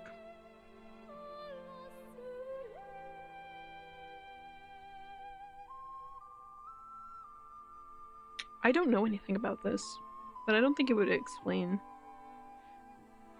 Arg! I guess, like... Lynn? When they broke Lynn. Broke. Yeah, she was so sweet and innocent, but that changed overnight. Was she hurt by someone? We don't talk about it, but she has her secrets and I have mine. But I promise to be there for her. His tears float. Yeah, I was interested too. Should I go back? Let me see if I can go back. I can't. I'll keep this promise for as long as I live. So how far would you go at a second chance for protecting your sister? Salem shakes his head. To protect her smile, I'd kill death itself. Ah, being a naive teen that wants to change the world, kind of a waste sending you away. Salem's body is nothing more than a ghost, being further and further developed by light. Tell you what, you give me your soul, and I will give you back your life. My soul? Like a deal with the devil? That lazy idiot? Nah, more like a deal with his bouncer. Salem's ghost floats higher into the light. So what will it be? Will you give me your soul, or are we done here? What the hell else would I offer? What if I offered something else? Like what, your storm oak badges? A pile of sticky love letters? Your dad's approval? There must be something you need. Nothing you can give me right now. There's only one deal. Soul or death. Tick-tock, golden boy. What happens if I give you my soul? You get a second shot. Living, breathing. When the time is ripe, you'll be mine. You can have my soul. The light consuming Salem vanishes, and the roots around him loosen. Okay, this might get interesting. See you soon. As the roots unwrap, Salem starts to fall towards the water below, faster and faster until a cold leaf drifts on Salem's cheek. The taste of copper floods his mouth and the scent of rot tingles his nose. Salem jolts up, his uniform soaking wet. Yes, quickly get up from the knock-up. Salem rolls on his feet and raises his fist. What the hell just happened? Through the blurred vision, Salem spots a hooded figure dashing away. Hey, you, stop! Salem starts chasing them with his legs unsteady. That's the poser with the prodigy outfit. The one that stole my weapon! The hooded stranger spins and hurls something at the ground before them. Thick smoke erupts, filling Salem's lungs and stinging his eyes. Damn it! When the smoke clears, the hooded figure has vanished without a trace. A smoke bomb? Who carries those around? Salem moves through the forest, keeping his fists up, looking for everyone else. Salem looks up at the tree branches around him, their bizarre shapes reaching towards the sun like jagged fingers. Is every outside district this creepy? Salem stops, his eyes widening. Wait a sec, where is... Salem checks his pockets, his heart tightening. No. Oh no! He shakes his head and checks his surroundings. Dad's letter, it's gone. Good, bruh. Salem's breathing becomes rapid and shallow as a cloud passes over the sun, blocking the light. The shadows, they're coming for me. Salem falls onto his knees. I lost it. I lost the proof that I'm his successor, that he believed in me. The only bruh. Are we for real? He don't care about you. He threw you in this tournament, dude. I lost Lynn, I lost Dad, I lost my soul, I lost everything. Salem presses his hand over his head, tears falling to the ground. I failed you, Father. The clouds are blocking, yeah, exactly, be gay. Blocking out more and more of the light. The resulting shadows of the surrounding trees claw at Salem's grasping hands. Nothing. I have nothing. Shots echo through the forest. Salem jolts up, pressing in his shaking wet hands into fists. Shots? I do still have my life. I must survive. Salem wipes away his tears and takes a deep breath. At least that. Salem lunges into the bushes next to him, holding his breath, as someone charges at him. That's a storm oak with a gun. Did he see me? Oh, another shot's fired. A blonde teen falls to the ground, squealing. Salem watches the attacker move closer, picking up the weapon the boy dropped. That's the hooded figure again. Salem shifts, the bush shakes. The hooded stranger points their weapon at Salem's hiding spot. Freezes completely, every muscle locked in place. Don't move, don't breathe, don't even think. The hooded figure takes a step closer, weapon still raised. After what feels like an eternity, they lower their weapon and turn away. Salem's lungs burn as he can finally allow himself a silent breath. The hooded figure disappears into the forest. The teen notices Salem, grabs his knife and activates it. A small blue laser blade springs from it. His hand shakes as he points it at Salem, his other hand clutching his stomach. Fingers slick with blood. His chest rises and falls into shallow, uneven bursts, eyes wide. Salem goes pale, slowly raising his hands. That looks fatal, so Command Number 7, I should help him, but... Stay away from me! Cold sweat trickles from his head as the kid waves his knife at him. Salem looks at the blood running through the boy's fingers and down to the ground underneath him where the grass shifts its color. The blood is about to summon those vines, and Salem gazes at the laser knife. The boy is still waving at him to fend him off. That knife could get really nasty. I can't just leave him suffering like this. Salem takes a few steps towards the teen. I'm here to help. Storm Oak Command. The teen lunges at Salem, the blade tearing right through his pants and grazing the skin of his leg. Stop it, I want to... The teen's eyes widen as he lowers his knife. Salem? Sure am. Do you want my help or not? The boys give Salem a faint nod as the grass under them is starting to bubble. Pick him up and carry him away. I don't know. Damn, gotta be quick. Salem rushes from the vines, carrying the teen in his arms. Yes! Everything I've done has been a failure, but I have finally succeeded.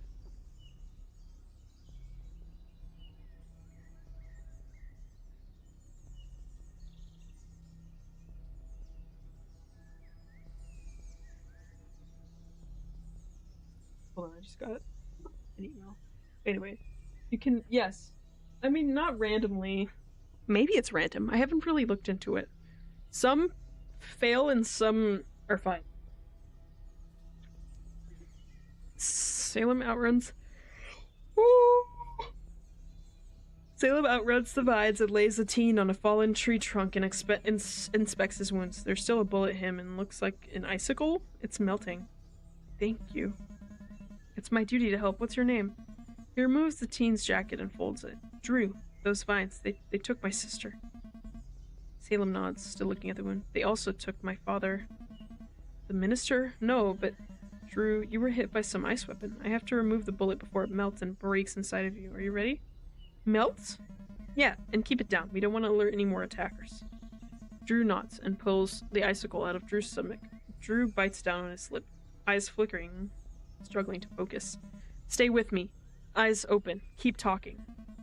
Salem presses Drew's jacket firmly against the stomach wound. Okay, they say these mountains are cursed. I need you to keep the pressure right here and keep talking. Why cursed?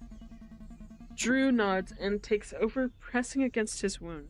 Salem starts to unbuckle Drew's belt. Many battles were fought here and lost. It's the cursed land. Drew's eyes are closing as Salem wraps Drew's belt around his abdomen. Stay with me, Drew. Tell me more about this place. Come on. Drew's eyes flicker open. A dragon? A water dragon? Water dragon? What the hell is he rambling about? Is he hallucinating? Salem uses the teen belt to hold the makeshift bandage in one place. The pressure on the wound jolting Drew's eyes open. You're going to be okay. Storm Oak, Aaron word. Now what's that dragon?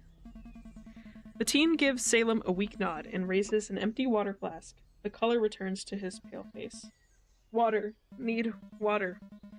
That's what you meant. I can get you some, but are you sure you're okay? Drew nods, a little red flowing into his cheeks. Salem takes his flask.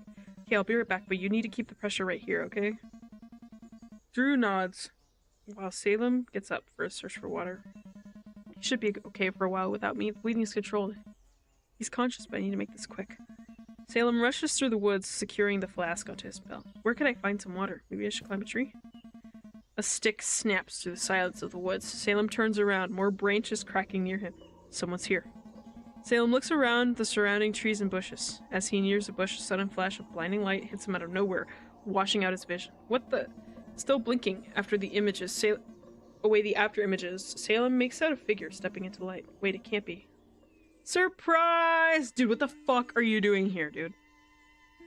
You're supposed to be back home, bro. Go home, dude. You're gonna die. James springs at him with a light turned on, arms spread wide, grinning. James? But how? Salem lowers his voice. I mean, he was there when the train was going, and they said the district number like 8 times.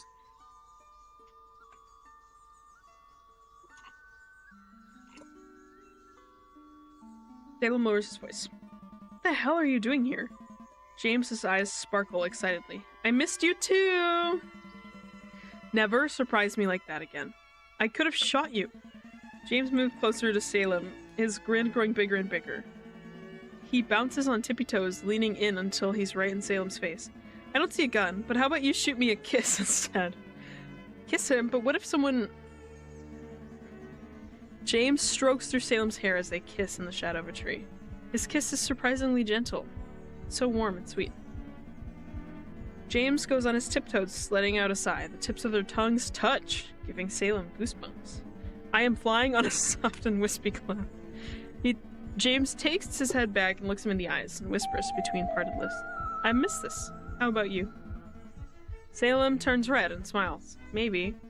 Salem's lips brush against James while they whisper. Just maybe you're awfully red for just maybe. Salem pulls his scarf up, trying to hide his face. No, I'm not.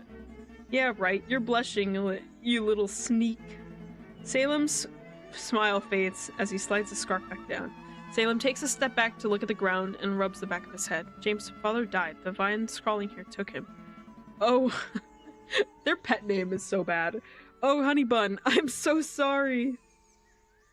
Are you okay? Yes, the scarf is unwashed and rank. That shit has blood all over it and gunpowder. Of course, I am a storm oak. Let me ask again. Are you really okay?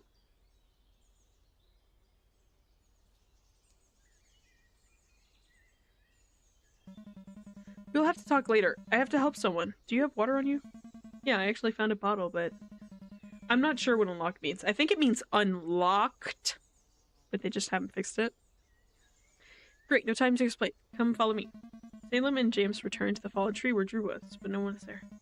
I left Drew just over here. That friend of yours? Maybe he ran off. No, he was in bad shape, and there's no sign of vines here. James looks up, and the color drains from his face, going wide. Salem, is that him? Oh! James' shaking finger points to a figure hanging from a tree. Oh, we'll have to get him off of... Salem approaches the motionless body, but James grabs his shoulder, stopping him. Salem's chin trembles as he looks back to James. His friend shakes his head. It's too late. But I just went to get water. I was only gone for a moment. Salem wipes his eyes and looks back up. Sorry, wait. Salem moves a bit closer, furrowing his brows. He's hanging on a grappling hook. The same one that a twig snaps behind. Dude, he's so cooked. He saw them kiss and is about to kill them. Like, trust me on this. God damn it. Another sound, a scratching on metal following by the sound of fire. Ambush! Try to counter ambush? Salem shoves James behind him. Get down. James closes his eyes and clutches at Salem's jacket. Bro died, came back to life, and is about to die again in the span of like... That's not even 20 minutes, bro. Genuinely 10 minutes. Boom! Salem crashes to the ground in a cloud of wood, earth, and dust. He looks at James right next to him, then a silhouette approaching them. What is a fall frutched? Is that the F word?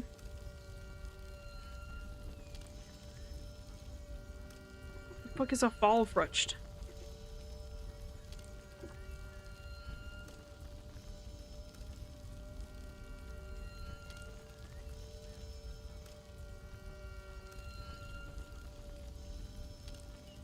A rotten fruit!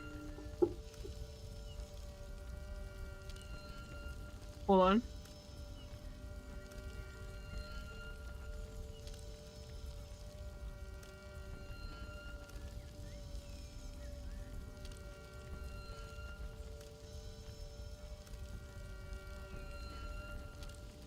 Okay, bro. No, it means a rotten fruit. Because he's gay?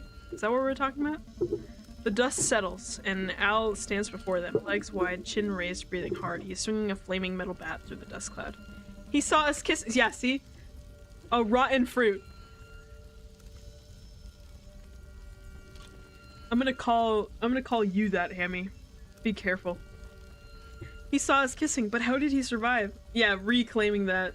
Type that shit. Type that shit down.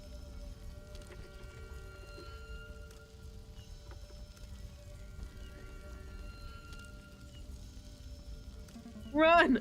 Salem gets up, grabs James' hand and pulls him away.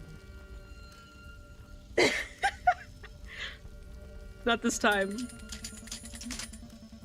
That might as well be the F word. Come on, guys. That might as well. Al swings his bat like a rod, and a hissing wire shoots out with a grappling hook at the end. The wire releases, wrapping tightly around Salem and a nearby tree, binding them together. Let him go! James pulls the wire, trying to free Salem. Shut it! Should I say the word? No, I'd probably get banned, right? I'll just say fruit. Shut it, fruit! I can't go home empty-handed! Salem pushes against the wire, but it doesn't bulge. James spots a large stick, grabs it, and points it at Al, but Al shatters it with a swing of his flaming bat, sending splinters flying from James's hand. Ah! Al points his bat at James. I will pluck you next. James lets go of what's left of his stick and raises his hands. Al points his flaming bat over at Salem. I had this whole cool speech ready in my head. You were supposed to be the first green blood that I kill. Honey bun, run! Al grabs his flaming bat with both hands, turning them back at Salem. But a forgot isn't worth it! Al swings his bat down with full force. The world around Salem turns red. Honeybun, run. Then darkness. He fucking died again, bro. Oh, come on, I just patched him up. Salem's head shifts back into place, his senses returning. Hello? Anyone home? Salem finds himself sitting in water, back at the shimmering illuminated lake with his head pounding. Am I dead again? It depends. Are you still of use? Am I of use? Yeah. Meathead. You are my investment now, and I hate bad investments. Transparent white roots grow out of the light above, creeping towards Salem. If I heard a pet name like that, I'd be homophobic too. No, but like, actually, I'm gonna start calling you that. Instead of honey bun, it's hammy. I mean, other way around. Instead of hammy, it's honey bun. Okay, I get it. Yeah, I'm still of use. Salem presses his fingers on his wet head, trying to ease the pounding, or whatever. It means that I will keep your soul nice and cozy in that squishy flesh bag of yours as long as you win, for me. The roots crawl up Salem's legs. So you want me to win the trials? Well, if you lose, you die, and then I get annoyed, so yeah, win that stupid thing. The roots lift Salem up as he tries to break free, but they only dig deeper into his legs and hip. Wait, these vines, they're just like the vines, aren't they? The ones that took my father? You killed him? Those roots are not vines. If I had that kind of power, what would I need you for? Still kind of suspicious. Little shit, I don't have to prove anything to you, just take this and kick some ass. Another root emerges from the light, pushing a shiny metallic bow with a colorful blinking button into Salem's arm. What on earth is that? A weapon? Come on, what kind of super soldier are you supposed to be? Use it and protect my property. Salem grabs the bow and takes a closer look. But where are the arrows? The roots lift Salem further up into the light. That's your job. Figure it out and be quick. I can't hold off those pesky vines forever. The roots take Salem further up, the water vanishing until everything turns black. Salem regains consciousness, his lungs burning for air. All of this is because of psycho haters like you. James is bleeding from his leg, leans over Salem, frantically slapping his face. Salem, wake up, come back. Salem's vision clears as the world is still spinning as he sits up from the torn ground. What happened? James rubs his eyes, voice breaking. You were dead, the vines came, and now you're back. Dude. Al's flaming bat curls through the air between them, forcing James to stumble backwards. Salem, the world around him still spinning, realizes the shiny bow is still in his hand. So it wasn't a dream. Watch out! Al swings. Salem raises the bow just in time. Metal ringing catches the strike. Dirty fruit! Where did you get that? Salem rolls to the side, stands up, and takes his bow. How does this thing work? Salem, focused on finding the right buttons, is kicked to the ground by Al. I know how to use it. Throw it over. Salem throws it over to James and dodges an incoming blow from the bat with the other side of the roll. I don't think I read that right. James catches the blow, pulls the bowstring, materializing a water arrow, but stops his fingers shaking. I knew you weren't a real man. Al grunts, eyes gleaming. James flares his nostrils, closes his eyes, and releases the arrow. The arrow flies, missing Al, and vanishes between the trees with a sharp hiss as it strikes something. Pathetic little fruit. Salem tries to stand up, but Al pins him down. Oh, I'm gonna love killing you again. Al winds up for the strike, raising his bat high, flames trailing through the air. Before he can strike, another water arrow shoots towards him, grazing his hip and sending him stumbling forward. You... James stands with the bow raised, pulling the string again. Another arrow forming. You honorless fruit! I can't, bro. That's his honey bun, bro. He's jealous. Another water arrow strikes Al, this time his shoulder, hot red, steaming, hissing from the impact wound. I hate all of you! Al takes a big grenade from the inside of his jacket. Plan B, you two are coming with me! He pulls the pin out with his teeth and spits onto the ground. Tick-tock, tick-tock, tick-tock, tick-tock, tick-tock. A final water arrow strikes Al directly through his chest! Let's go! James just killed someone! The grenade slips from Al's fingers, rolling away. Al looks down, confused at the hole in his chest. Now there's no way you'll survive this. James, grenade! Salem scrambles away from the grenade, pulling James behind the fallen tree for cover. The grenade goes off. Green light floods the forest, shockwave slamming into everything nearby. The blast lifts Al off his feet and hurls him backwards. Salem throws himself over James, wood splinters and rocks filling the air. As the dust settles, the sweet sense of earthy decay pierces through. Are we dead yet? Salem gets up and peers to the crater. Al's body lies at the edge. We just killed Al. Good. He killed you. Salem steps closer to the crater, noticing its deeper part covered in thousands of vines. Some of them seem to be being cut by the blast, green liquid spilling from their insides. I can't hold off the vines forever. Salem inspects the two of them, noticing their bleeding wounds. We gotta go.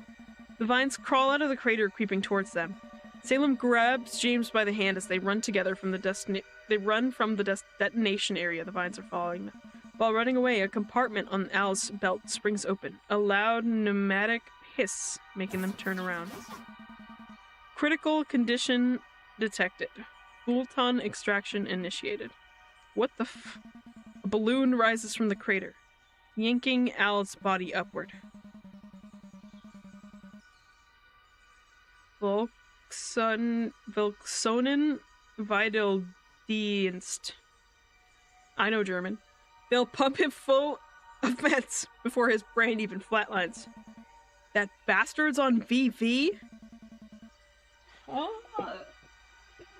So VV is kind of like Shimmer in League of Legends. Am I right, guys? Oh my goodness, same thing. James, you don't know. I don't play League either, but I watched Arcane. It's kind of like, I don't know, it depends. I think they really solved it, but it's kind of just like,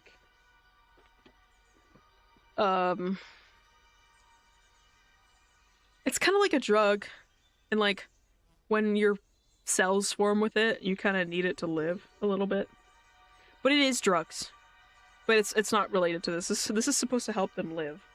But I think it also drives you insane. So in a way, I think it is like that. Shoot him before it's too late! It's our last chance! James' bow starts to glow, a water arrow materializing, the moist smell of the cut vines catching up to them. Failure! James' arrow whooshes into the sky, missing Al's balloon slightly. The sound of something big teleporting over them can be heard. A medical aircraft materializes its robotic claw, snatching Al mid-air while falling. Verdammt. So close. Salem seizes James's hand. Yeah, we got robots now. I mean, we low-key already had robots. There was a robot in the beginning of the game. They were like called overseers. And they're just big wooden guard guys that are robots. Dragging forward, the vines shoot up from every spot. Their blood touches the ground. Then look back, keep moving. They crash through the underbush. The sound of rapidly growing vegetation crackling behind them. They took you, now they'll take us.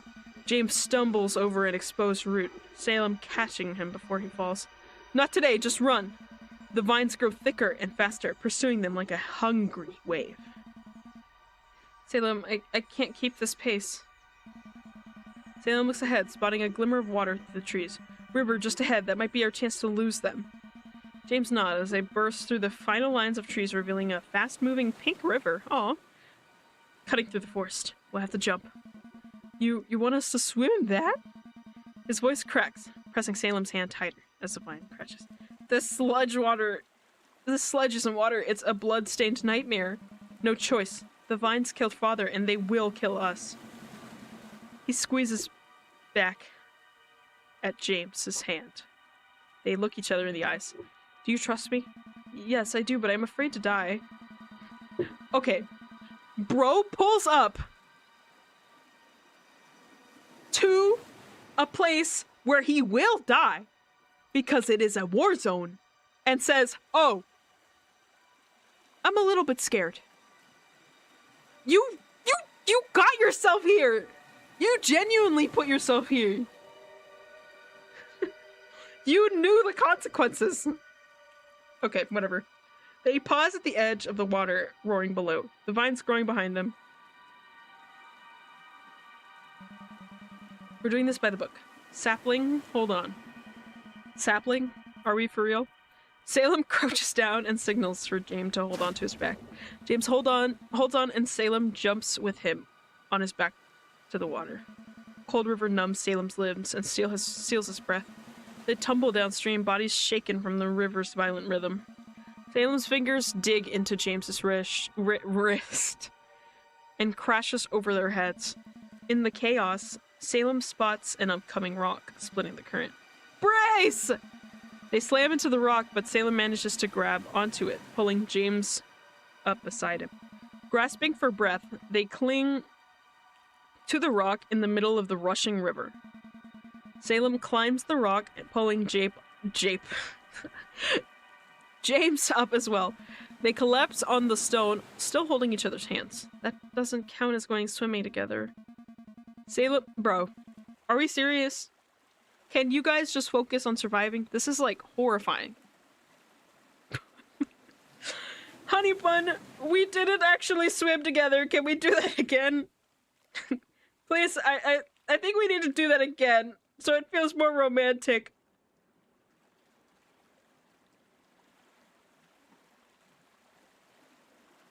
Salem looks back. The vines haven't crossed the... Listen, this wasn't really a romance story in the description.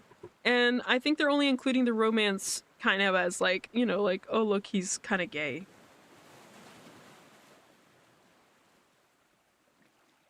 And that's about it.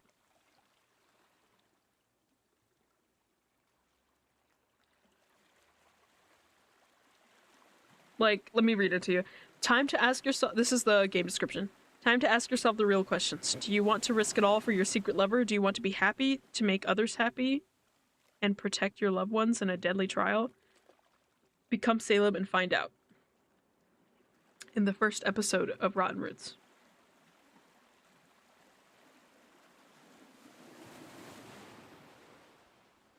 It's not really a romance story. It's just, I mean, this isn't poorly written romance. You can tell they grew up with each other and stuff. I just can't with, like,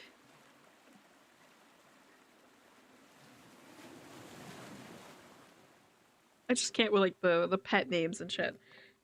But overall, it's okay. Like, you can tell they care for each other and stuff, which is cute. I don't know if romance is going to be a big part of it. It might be a big part of this segment.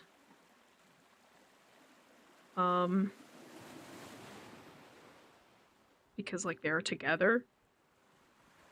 But it definitely is a big part of this segment. It seems like you have to deal with a lot of issues as you're playing as Salem, so I feel like love is definitely part of it, because he's, like, gay, but, like, he also has other layers.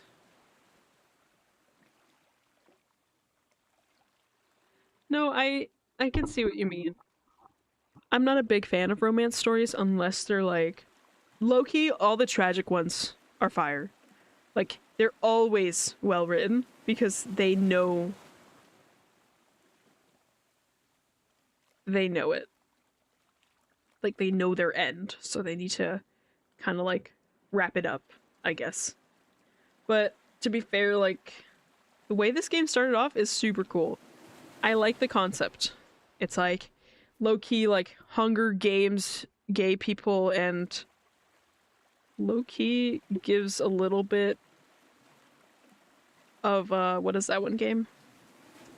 Like, with the robot guys and the magic, it gives a little bit of, like, this, Breath of the Wild vibes. Not obviously a gameplay at all, but, you know. Hunger Games is gayer than this? Really? I don't know, I never watched Hunger Games. Maybe I watched the movie once, the first one. I don't know. I like where this is going. I like the art. It feels very cute. The romance, though, like, I can see it. It's cute, but it's low-key kind of cringe right now. We'll see, we'll see. Salem looks back. The vines haven't crossed the river, but are still twisting at the shore. We made it, for now. That grenade, did it cause all the vines? Salem shakes his head, still gasping for air. They react to blood. I noticed it when that psycho split your skull. They sucked you right into the ground. James wraps around Salem and presses his face to his chest, together with what was left of my heart.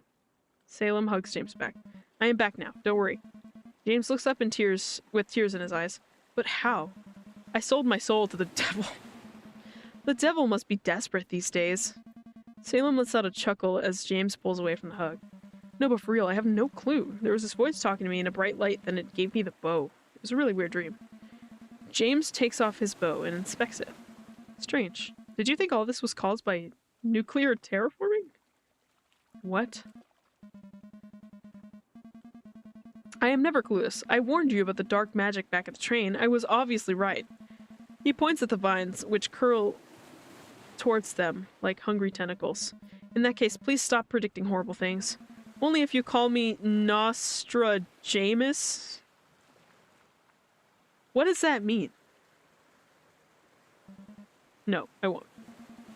Low-key, better than Honey Bun, though. And for my next prediction, I see Al's loot. James unbuckles a small backpack and hands it to Salem. You think he survived the fight? Salem shrugs, sits up, and starts examining Al's backpack. I mean, even VV can't perform miracles, not after all of that. But if he makes it, I mean, he saw us kissing. Salem shakes his head, rubbing his eyes in disbelief. Then we are in massive trouble. James nods, putting the bow back on his back. I killed someone today. They sit in awkward silence. We kind of both did. I never thought I... He trails off, looking at his hands. It was self-defense. Does that make it right? Deep in thought, Salem's fingers find something inside the backpack.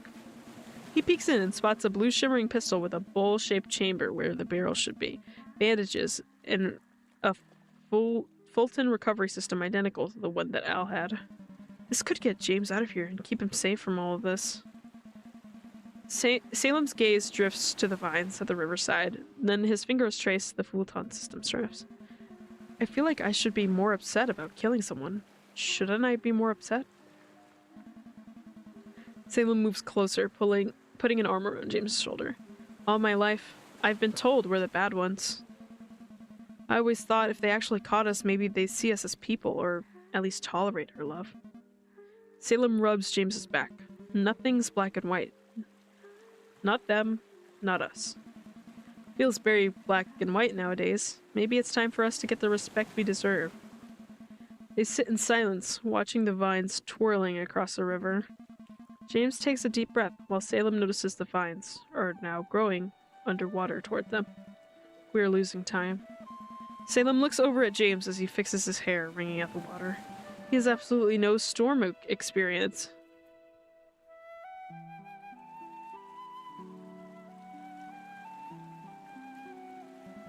Please just go back home, James. It's not safe here for you. Even if I wanted to, how? Take another swim? Salem opens the backpack and gets out the full-tone system. This will get you back home. Sal, no, I can't. I want to help you. I want to be with you. Al saw us. You must hide, at least for a few weeks. He has to be dead, and if not it's his words against ours. That's not how it works with a coalmeister involved. Salem fastens the belt around James. James grabs his wrist. I am scared, but I can help you win the trials. You're not even a real Storm Oak, honey bun. Salem's voice breaks as he attaches the other belts. Everything is already on the line. I can't lose you. It's not just who you have. I ruined the emotional moment because I can't read. It's not just you who has things on the line. Goodbye, James. Salem snaps open a latch, revealing a big red button. Emergency evacuation mode, ready for takeoff. James freezes, his lips trembling. Salem, no. James turns pale, his pupils dilate while Salem's fingers hover over the button. Fuck. James slams the latch shut before Salem can press the button. He grabs Salem's face, meeting his eyes. Yeah, I accidentally did that. I get your concern. I really do, but let me explain, James. No, my time to talk. James pulls an old plastic bag out of his shirt pocket. We had a promise way before the one you made with your dad. James takes a mostly dry picture out of the plastic bag. That's the picture. Yeah, so do you remember? Salem's fingers trace the edge of the photo, his eyes growing distant. Salem was 16, running through the freezing rain. James was right behind him. They climb into their treehouse by the lake, dripping wet, breathless. James shakes his soaked hair, droplets flying everywhere. Salem peels off his drenched shirt. Steam rises from their bodies. James's teeth chatter as he opens his wet jeans. You can open your jeans? Did they have like a flap? Salem takes down 2 portraits of Sylvina, spanning a clothesline from the nails, hanging up their clothes.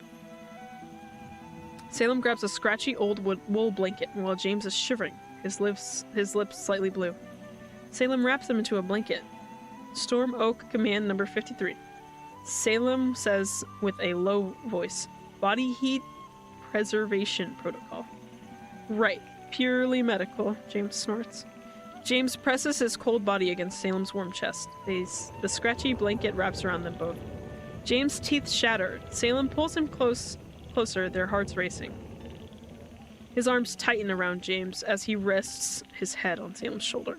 The rain turns into a storm, pattering at the thin windows.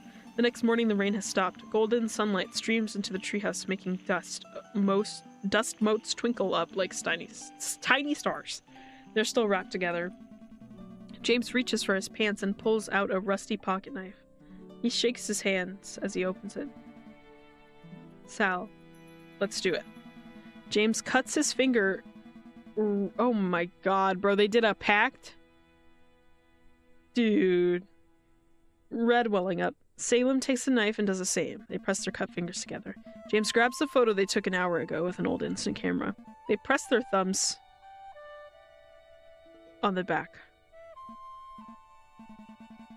Salem blinks, still absent-minded, not letting go of the picture. What is Bible thump? Watch out! James catches the picture midair before the river could take it away. I zoned out. I noticed. So you remember now? You should read the back. What is Bible thump? Oh, okay.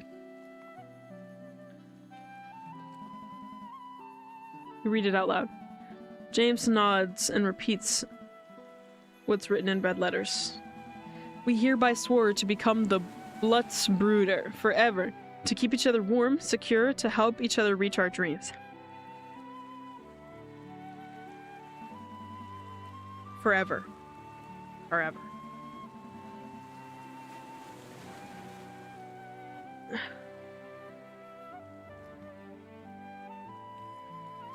Yeah, true. I agree. But it's back. Command number 7. A Blutsschwur is binding by honor. The greatest and gayest of all commands. Salem shakes, tears flow down his cheeks. Oh, James, all I want is a secure future for us. James reaches out, brushing a tear away with his arms. You know, I fell in love with you that day. Their eyes meet. I felt like I didn't belong anywhere. School, parents, everything was chaos. More tears streamed down Salem's face. The only thing that ever made sense in this confusing, strange life was you. James looks at the picture, the boys wrapped in the blankets, smiling in the camera. That morning in the hideout when I looked at you smiling next to me, I heard your smile saying, "Hey buddy, everything will be fine. We'll be fine." And a drift branch slams the rock. James's voice softens to a whisper. You showed me there's a way out of the darkness. There's hope. There's a future that might be love.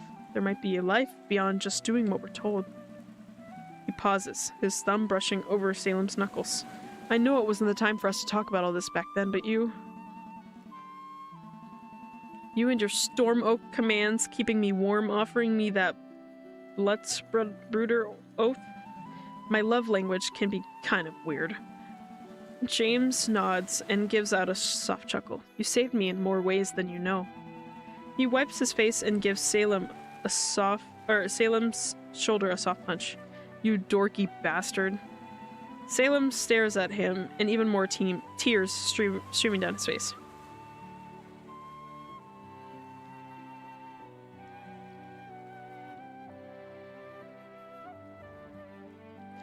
I low-key still don't want him here. Like, if he's really that meaningful.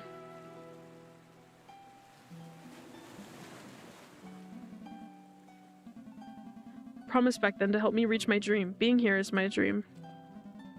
If your dream is an early grave, then you came to the right place. I know, but still.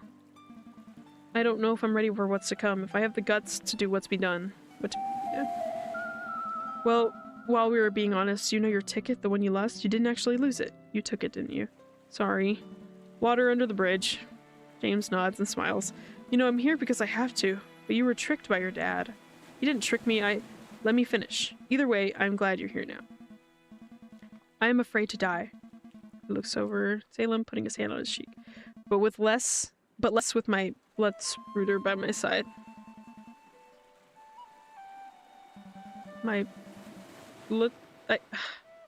You won't die, not with me around. James wraps the picture back into the plastic bag, then tucks it under his shirt. Salem unstraps the— No! Bro, I want you to go back home. Also, I have to pee really bad, and I've been sitting here for 2 hours playing this. I'll be right back.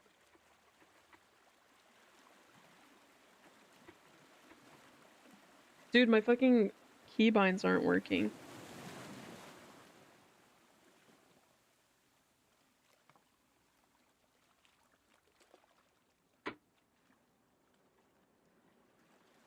Hold on. Alright, I'll be right back.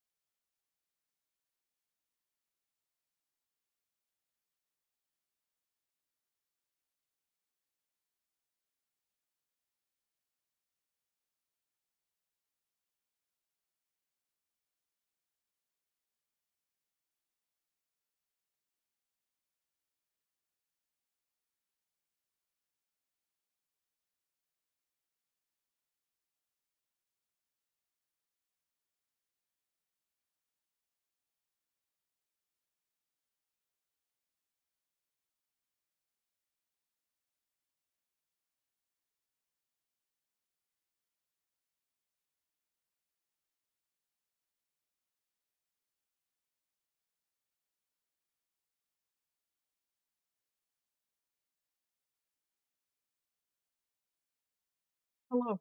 I'm back.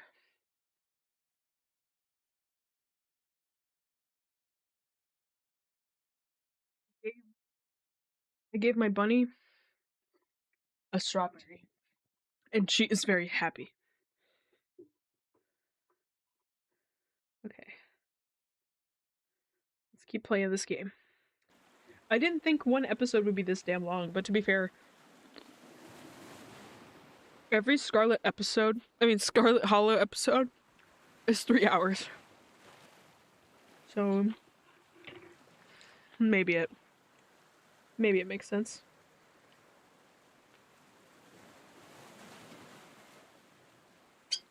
I'm eating a fruit right now.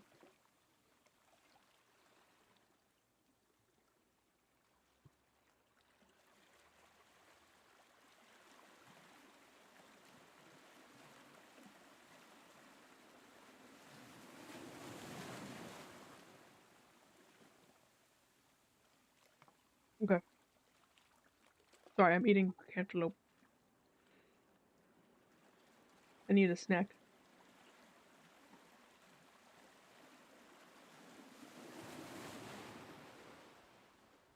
People, what's your favorite fruit? Hammy, what's your favorite fruit?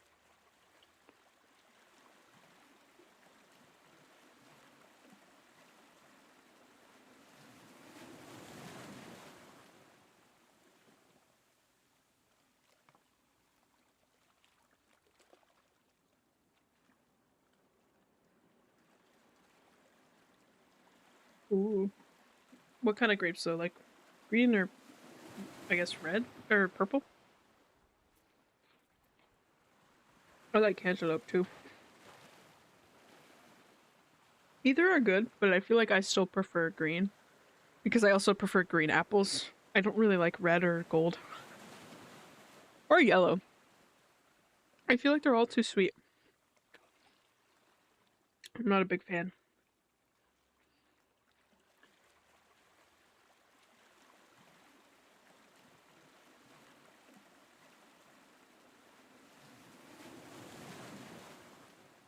I didn't really know they had seeds. Unless I'm dumb, but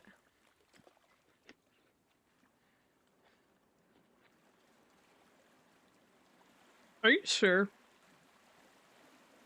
I've never heard anyone call them white grapes. I've only heard green grapes.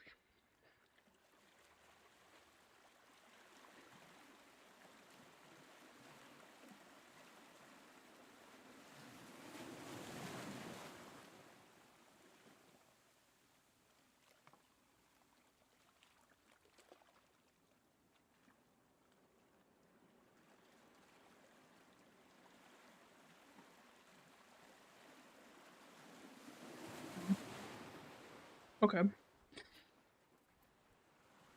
That's so weird. They'd just be naming things, you know? They just name things.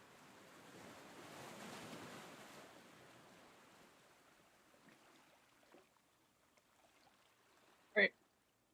Let's keep playing. I wish there was like an auto feature. I wonder if there is.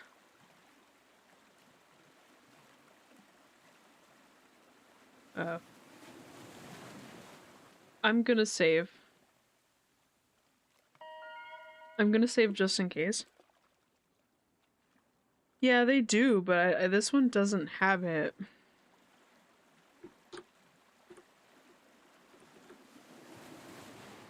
Oh god, it's gonna crash again, isn't it?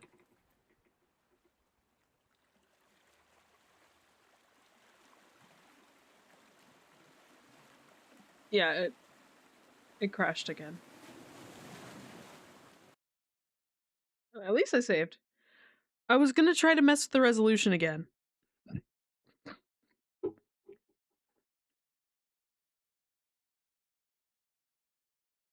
Yeah. Right. It's just pissing me off that it says it's small. I don't really like. So I don't like full screen games. I like borderless games. So this one not being able to be borderless is like, it's kind of pissing me off. But it's okay. You know, it's just a demo. It's just a demo. I can't expect, like, the craziest settings. Yeah, exactly.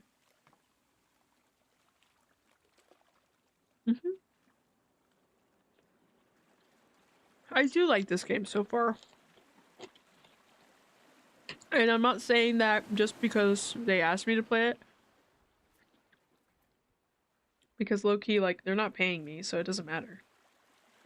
So I'm being honest. James looks down the rock. The first vines creeping up toward them. Their moist smell filling the air. Way ahead of you. Salem uses the parachute ropes from the belt to tie a lasso, swinging it onto the shore. Catching a branch and securing both of them to the other end. Ready for another swim? James nods. They make it towards the other riverside, and Salem unties their ropes. What is with that doom like sound effect? Like super sad. A buzzing noise echoes through the woods.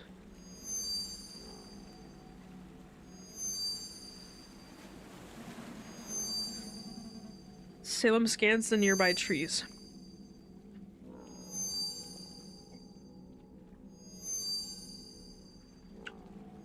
Spotting one with low branches. I just ate like the giant, most biggest ever cantaloupe piece. Cover me. I'll climb the tree to spot the noise. Yeah, I got a fruit salad. And it was only $5. And it's so good. I wonder why they're called like fruit salads and not like something else. This sound just pissed me off. Hold on. James nods and Salem climbs the tree. Yeah, like fruit bowls. Enjoying the view up there, mighty oak? Shut up and hide. Something's coming. The sound turns into a voice echoing through the forest, making the leaves shake. Attention all remaining storm oaks! 3 hours remain until the end of sundown. Current status, 124 storm oaks active.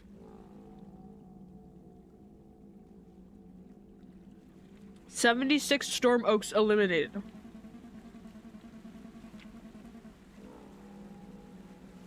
Sector 7 declared forbidden. All storm oaks in Sector 7 will be subjected to immediate overseer intervention. So, okay, imagine a guardian from Breath of the Wild. That's kind of what the overseers are. They're just giant wooden robot guys that have crazy lasers on them.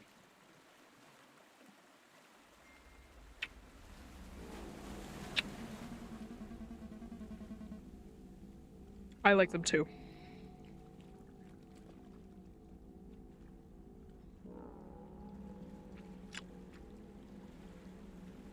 The first Green Order emblem awaits a worthy recipient at the camp.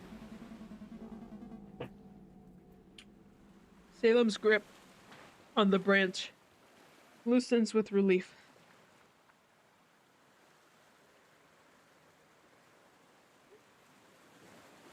All that I have left of my fruit salad is pineapples. And, I don't like pineapples. So I will be leaving these with my roommate. Maybe they enjoy pineapples. I don't like it. Their texture is too weird for me. Thank you, Peepo. I trust you. I think you would. I appreciate the thought.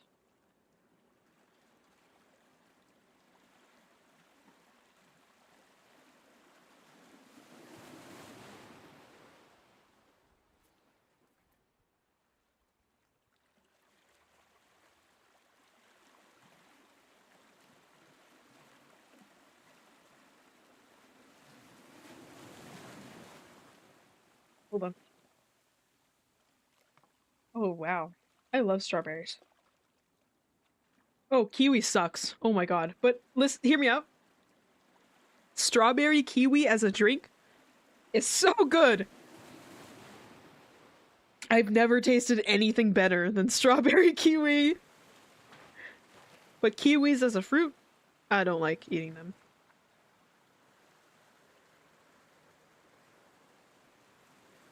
Yeah.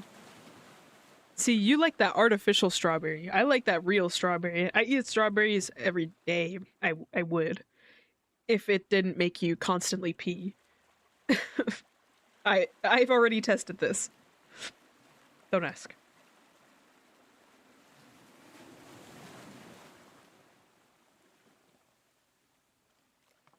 Really? I love strawberry kiwi. Let me make sure this is like a global chain.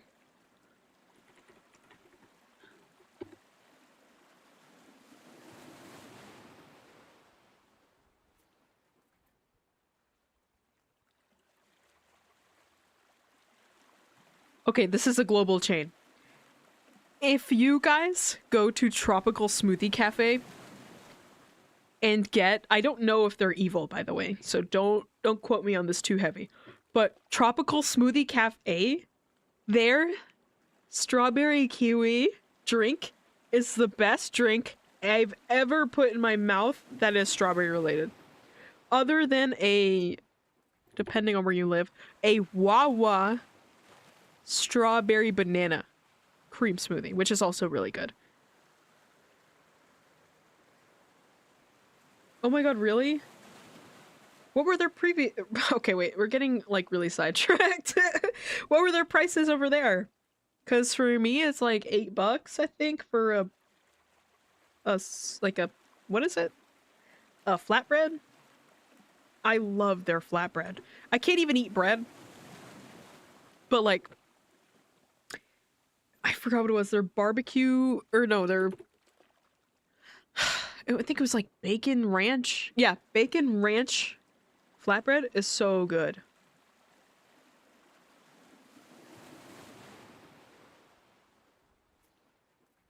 Okay, that ain't too bad. They have been doing their food bundles a lot. Yeah. It's like $8 to get a flatbread now. And then if you want the smoothie, it's like, you can either get it free or not. Yeah, I am allergic to wheat, but also that basically means I just need to go gluten-free. So.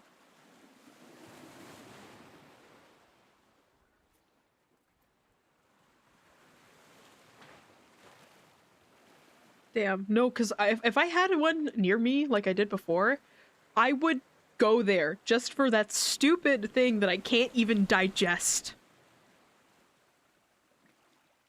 Like, that shit is so good. The bacon ranch flatbread is fire. Hammy, if you go to one, I want you to tell me. I just looked one up. There is one where you are. I'm not a stalker, but like, I know. You should really go there. Tropical Smoothie Cafe.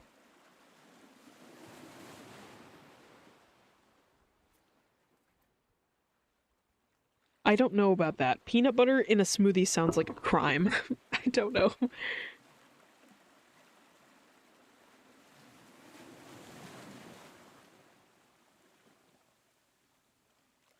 The drink is called Strawberry Kiwi Quencher. Something like that. It's hella good. Like, it's so tasty. And then their bacon ranch thing.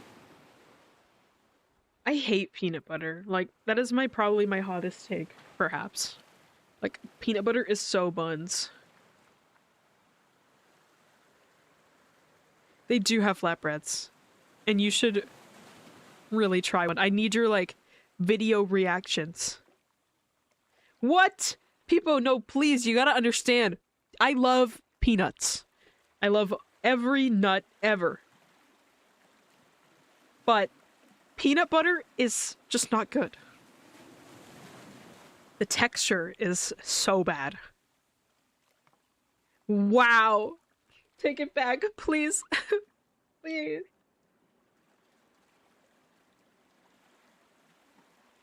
I can't redeem myself? What can I do to redeem myself? Tell me now. Nothing. Peanut butter and bananas? I have seen people combine those and they love it. And I think I tried it once and I wasn't a fan.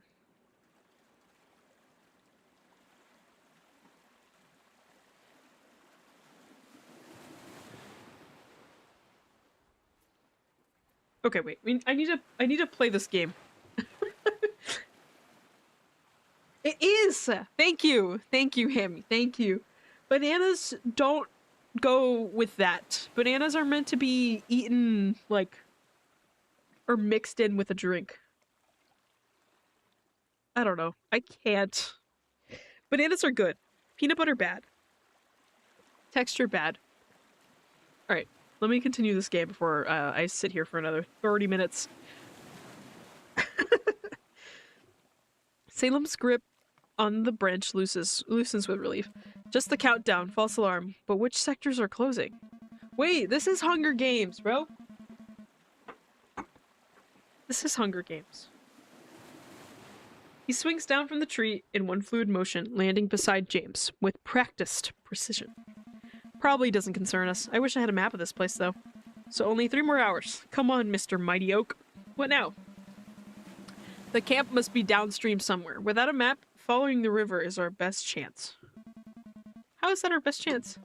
We are safer from the vines, and the camps are mostly along a river. It's a standard storm oak protocol. Good heavens. Do you know how...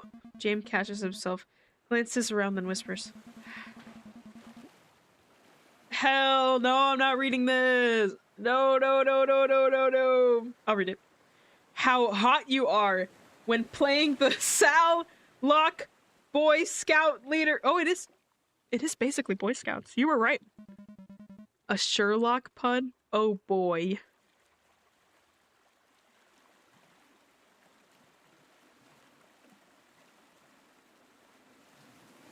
Bro, I'm just a little bit late, okay? Don't be mean. Secretly enjoy the attention. Yeah, let's be nonchalant. Salem looks away and tries to hold a serious tone of voice. Just focus on finding some logs for the raft. His cheeks flush. Whatever you say, detective. Salem picks up a sharp rock from the riverside. Nearby, James struggles to carry over some old logs. So I can't tell you why I'm here. Salem tests a stone's edge on the working logs. But I do need the Green Order emblems if we can get our hands on them. Salem pauses his work on the logs. I don't know, James. Just trust me. They work in awkward silence as they build the raft. Salem tries to tie the logs together and gets up. He tucks a long stick on his back for steering, and they start dragging the raft into the water. You know, I always love seeing you handle some wood, but this? Bro? How old are you guys? You can't be saying that! Okay, but like, low-key, teenagers do have sex. This isn't a secret. But like, what?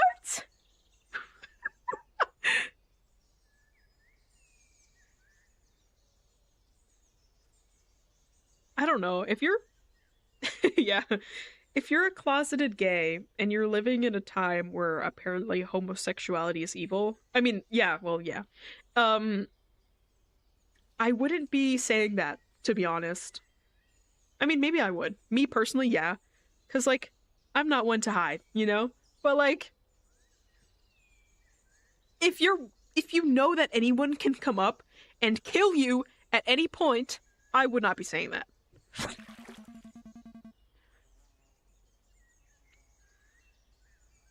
But that does imply they were having sex, right? Am I crazy? James let the raft down halfway into the river. This is some real craftsman magic you did there. Very precise. Where did you learn to move your hands like...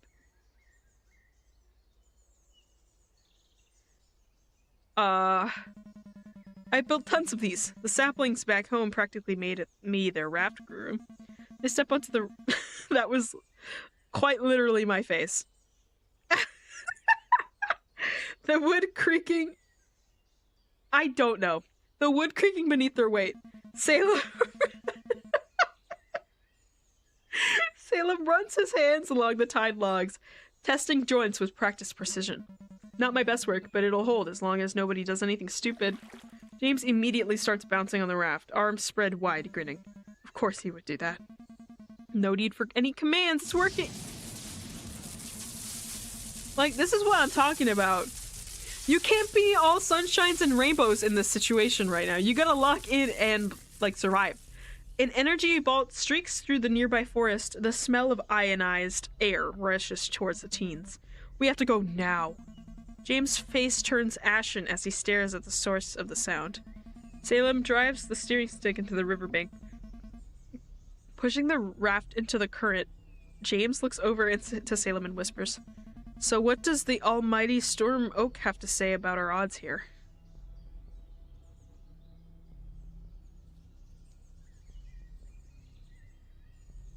What?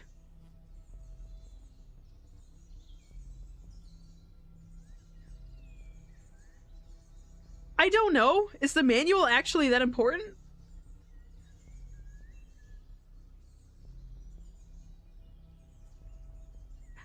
Okay.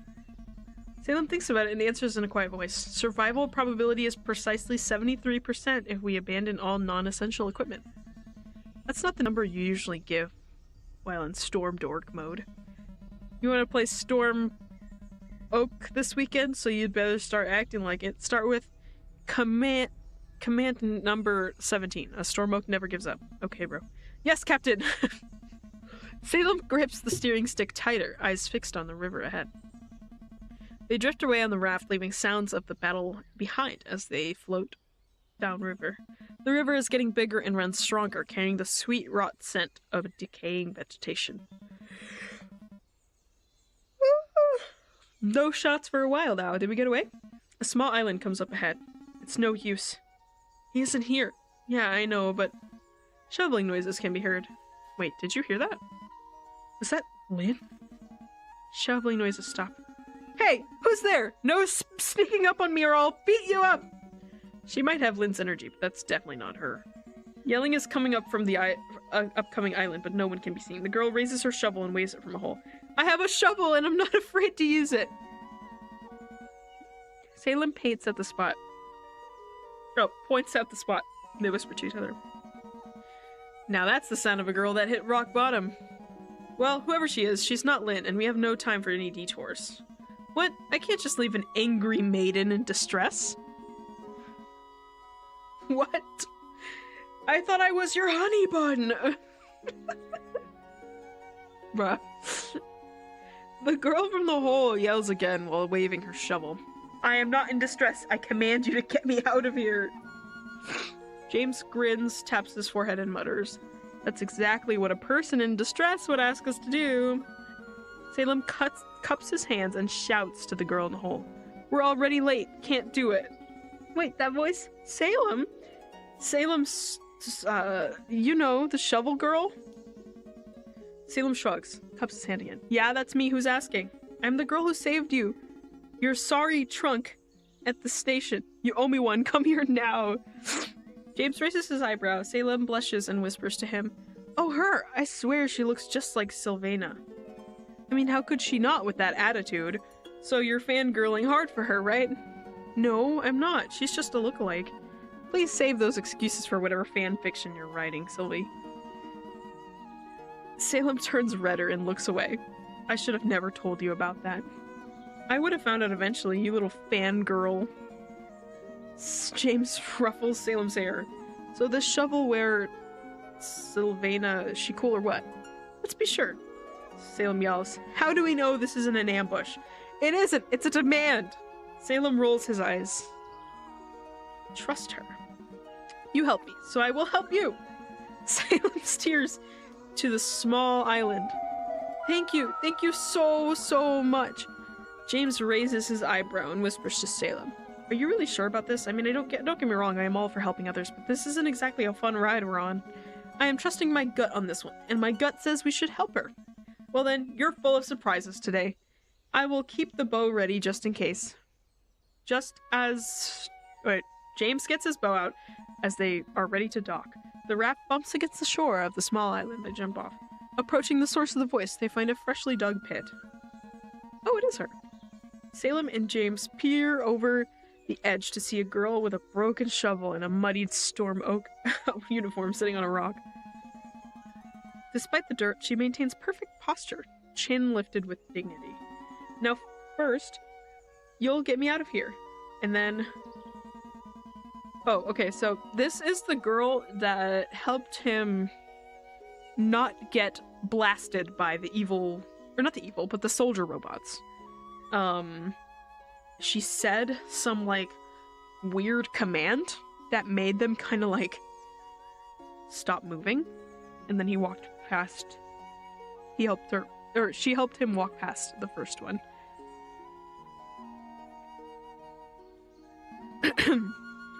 Minnie Sylvana! The girl turns red and points a finger at James. My name is Audrey. Audrey? That's the name of my fiance.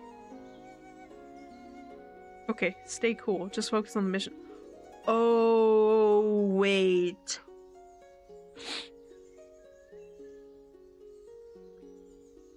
This might be the girl he has to marry.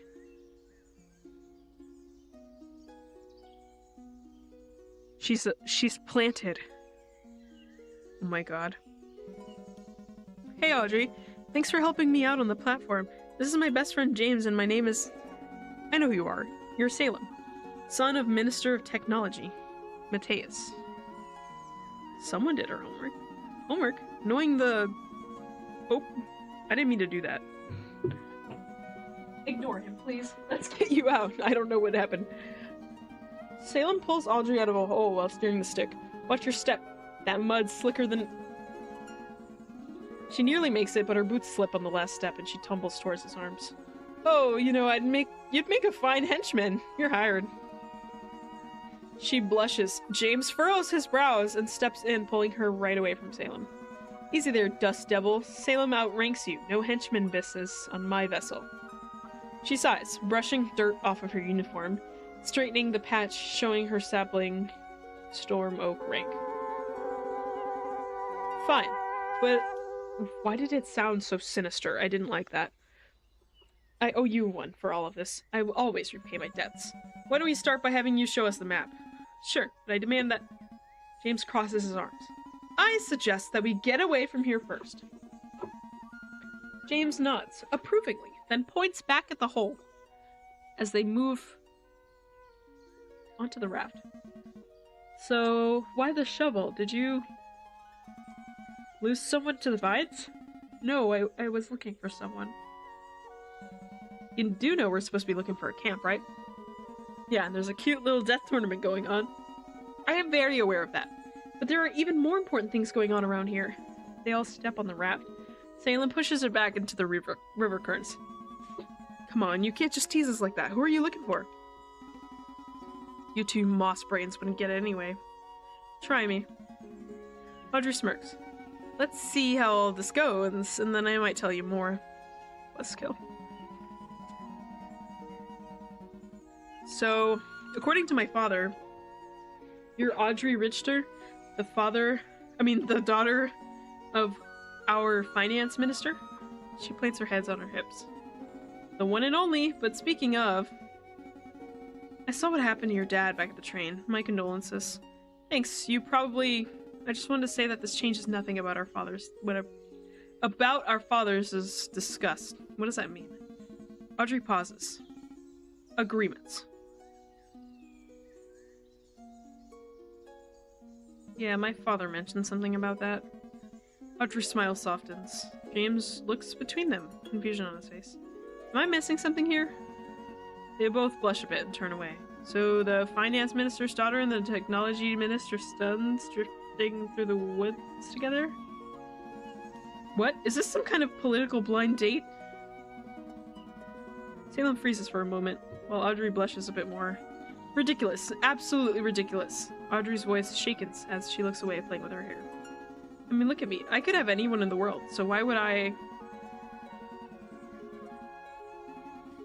be interested in someone like Sylvaina's Forsaken Ugly? I'm also not really into dating anymore. Not with all my mood swings.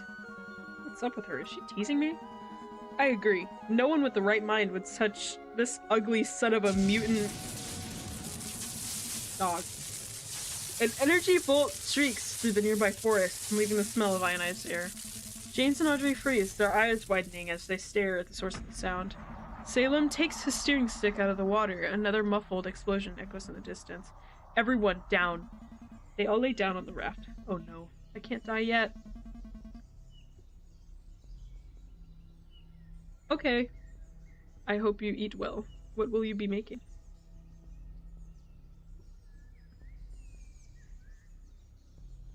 Thank you. Okay. A veggie burger. Last time I had one of those, I liked it. They're good. Alright, bye! Bye, bye, bye. Thank you for coming. Thank you for stopping by. Salem lays a finger on his lips and starts whispering. We won't. Just stay cool.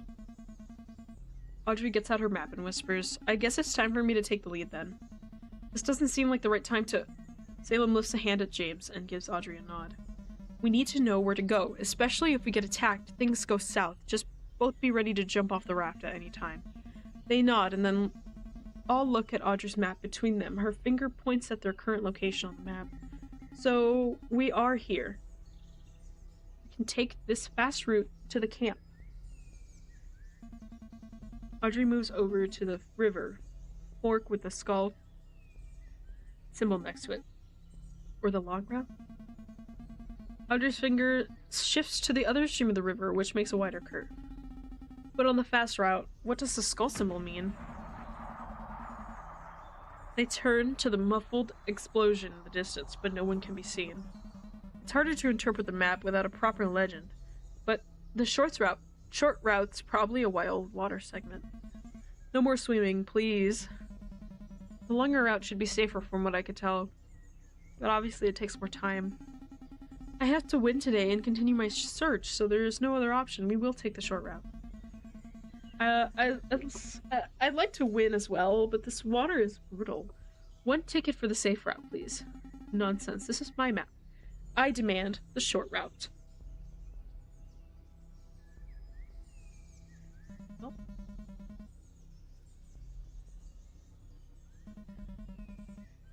Guess we'll see when we get there. A faraway shot streaks through the forest. Okay, we should be in the clear. They float down the river some more, starting to relax. Audrey continues to study her map. Salem steers the raft, while James is lying on his back, staring at the clouds in the sky. That cloud up there looks just like you, Audrey. That ugly mutant of a cloud? Blasphemy. Well, it does look like Sylvaina. Here we go again. Since you have nothing else to do, I command you to look out for enemies. No, I don't take orders from you. I trust Salem. He will have our back. Audrey flares her nostrils while Salem smiles at James. But speaking of Sylvaina, what would you do if we got all 3 emblems? I have to get them. I promised my father. Same for me. I have to leave this place with them. Okay, well, any one of us has 3 emblems. What then? Then I'll have an audience with Sylvaina and ask her to help me. Help me with what? I'll ask her to help me with my 6th sister. Sister? You don't have a sister. Why don't you just... Oh, you have us. Hold on. Should have kept that to myself. Audrey sighs. Crossed arms. I'm not going to elaborate further, but only 2 people on this planet can help me with this, and she is one of them. James rubs his chin. Well then, best wishes to your sister. And here I thought the little ice princess didn't have a heart at all. Don't act like you know me. She flips her hair. The emblems would be wasted on you, that's for sure. An Empress would never tolerate any of your bad jokes. Well, we'll see. I've got more in me than just jokes, you know? I highly doubt that. But what about you, Salem? Any plans if you ever meet her? He definitely has. He's a die-hard Sylvie, through and through. He has so many posters of her growing up. James, stop. And all that fan fiction James, please stop, you're embarrassing me. Oh, don't worry. I think it's patriotic and kind of cute. So then, fanboy, come on, tell me what you'd ask her to do for you.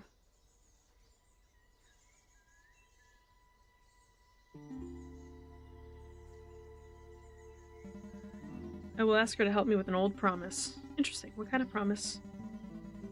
Well, the parents of a friend were sent into the gardens. Wrongfully. I had the documents to prove it. About that old friend thing, don't be so pessimistic. Sylvana will see that they're innocent and release them. I know she will. Nevertheless, only one of us can get all three, making you two my rivals. Buzzing. Audrey stops mid-sentence as a buzzing alarm noise echoes over the river. She gets out a device that unfolds like a telescope and turns into a sword.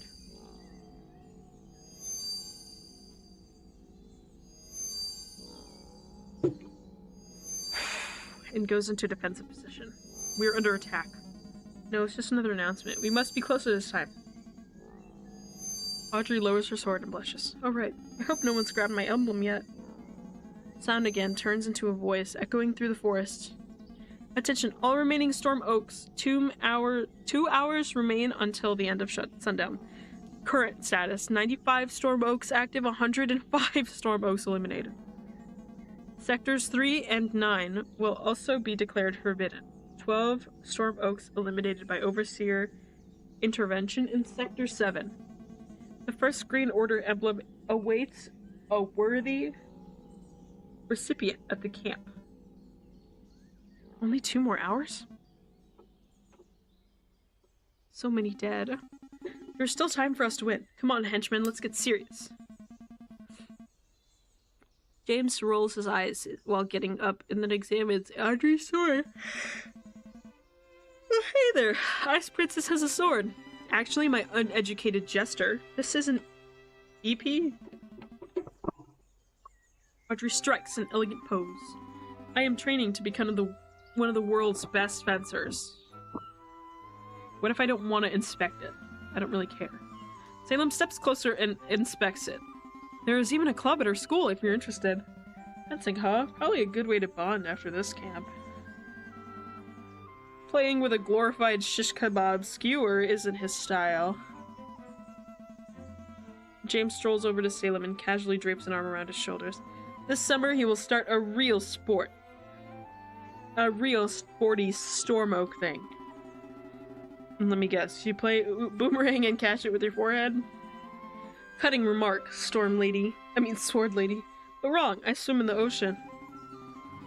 Outside swimming in natural water? That's the stupidest thing I've ever heard. It's fun. Audrey looks skeptically at the rushing river. That's not even a real sport. Do you know how many people drown in open waters each year? You have to listen to the ocean.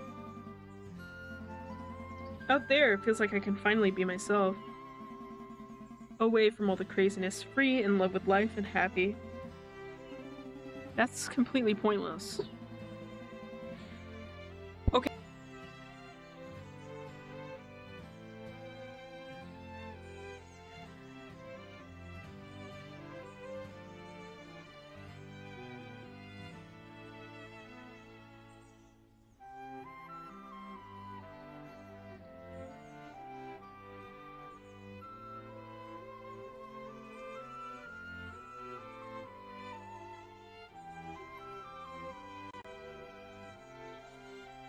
Okay.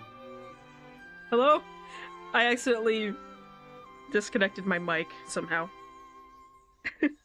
Anyway, why would you ever pick this woman over this happy, joyful dude? This woman seems cute, but she's not for him, clearly.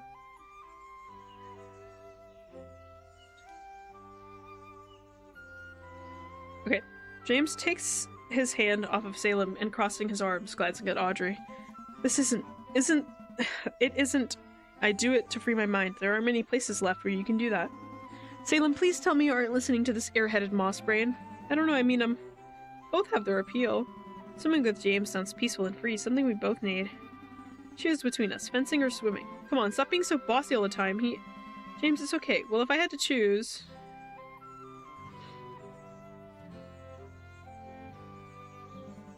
Swimming out in the ocean would be nice.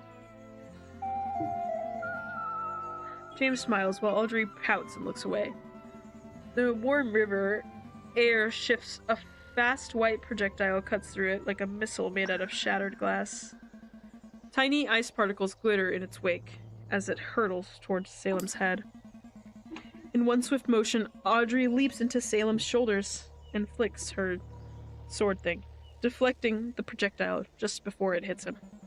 That thing almost hit us. What in Sylvania's name is going on? Ice blooms at the point of impact, slowly crawling up her blade. That's him. He really is here.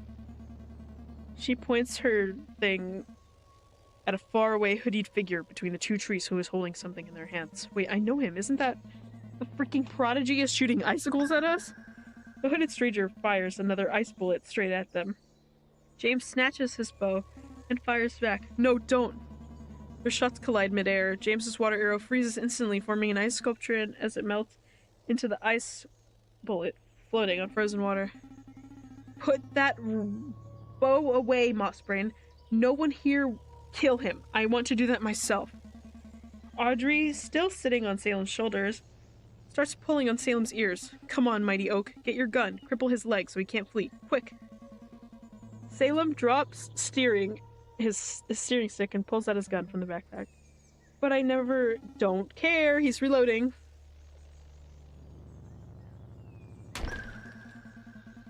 Why wouldn't I shoot? Why was that one did I...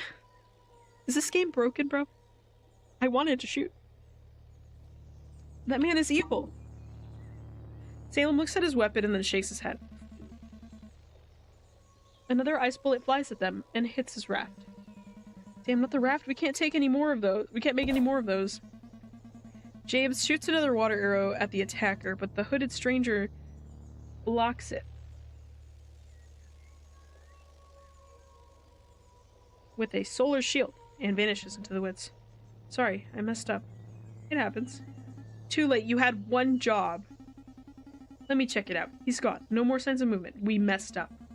Audrey wipes away a single red tear running down her cheek. Salem looks at the ice. That thing nearly killed us. But who was that? None of your business. Just an attacker wanting us dead. But he was just like, just let it go, and you let me down. Salem helps Audrey back down from his shoulders, another red tear forming in the corner of her eye. Hey, I think your eye is bleeding. James moves to the edge of the raft and squints at the tree line. Audrey's hands start to her face as she wipes it away. Oh, that, nothing to worry about, just an ice splinter. Okay. That was not a fucking ice splinter, bro. What a troll.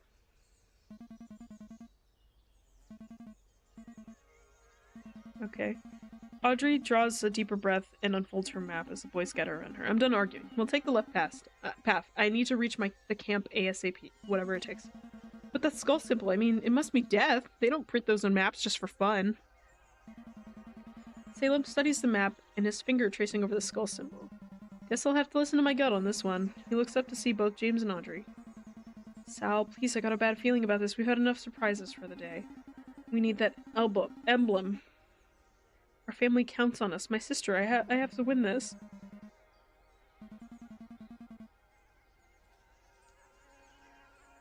I think we have to go the safe route.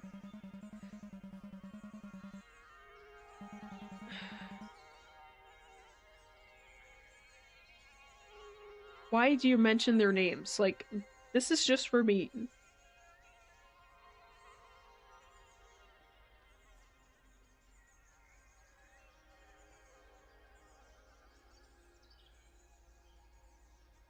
The boat is gonna collapse. Salem steers right. Sorry, Audrey, but safety. Turn around now. James raises his arms and moves.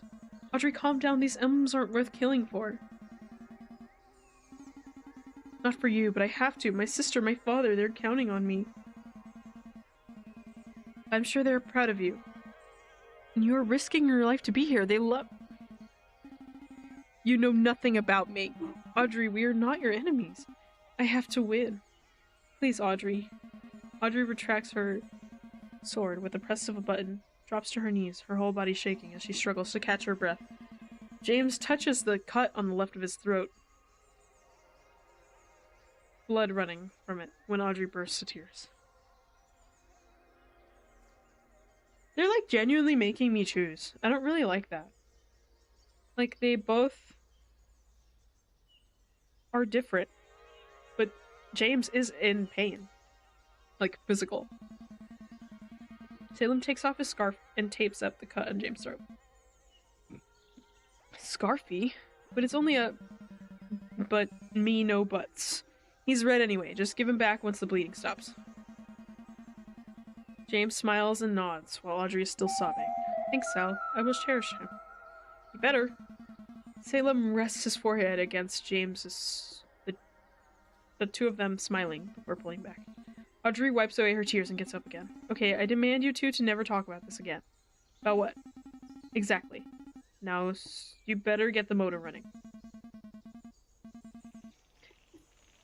Okay, we need way too long.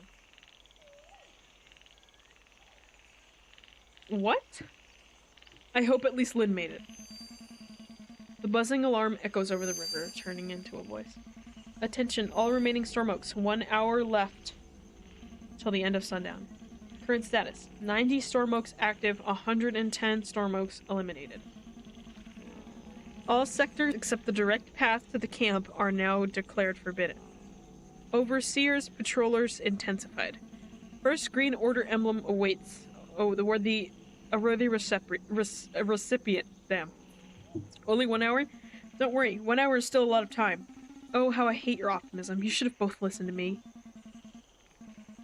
Chin up there, buddy. Nothing can ever go wrong with me around. I'm the chill guy. How can you be so hopeful? We'll all die here. James clears his throat and puffs out his chest. Seems like the acting god needs to give you a morale boost.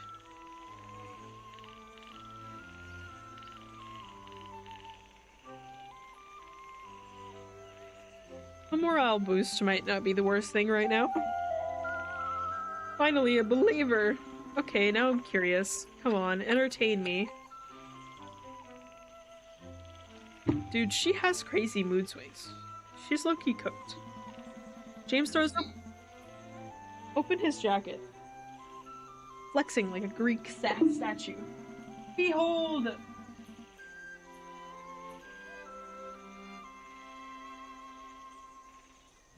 Sorry. A god amongst mortals, king of jokes, gatekeeper of smiles, the sole shareholder in laughing stock market. James kisses his own biceps. I am the god of laughs, here to... Okay, I dropped my mouse. Wow, Mr. God of Laughs, why hang out with peasants like us? It's my sacred destiny to bless mortals with the finest joke crops the world has seen.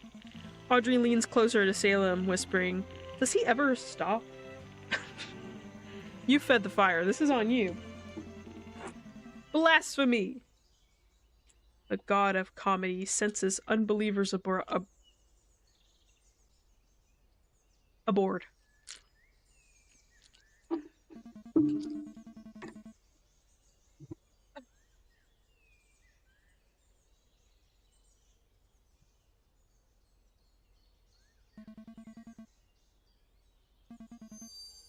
Buzzing alarm. What? It hasn't even been an hour. Attention all Storm Oaks. The first green order emblem has been claimed by a Storm Oak, Jana Nugumuller. No additional green order emblems will be provided today. Come to the camp before sundown to avoid elimination and take part in the next event tomorrow.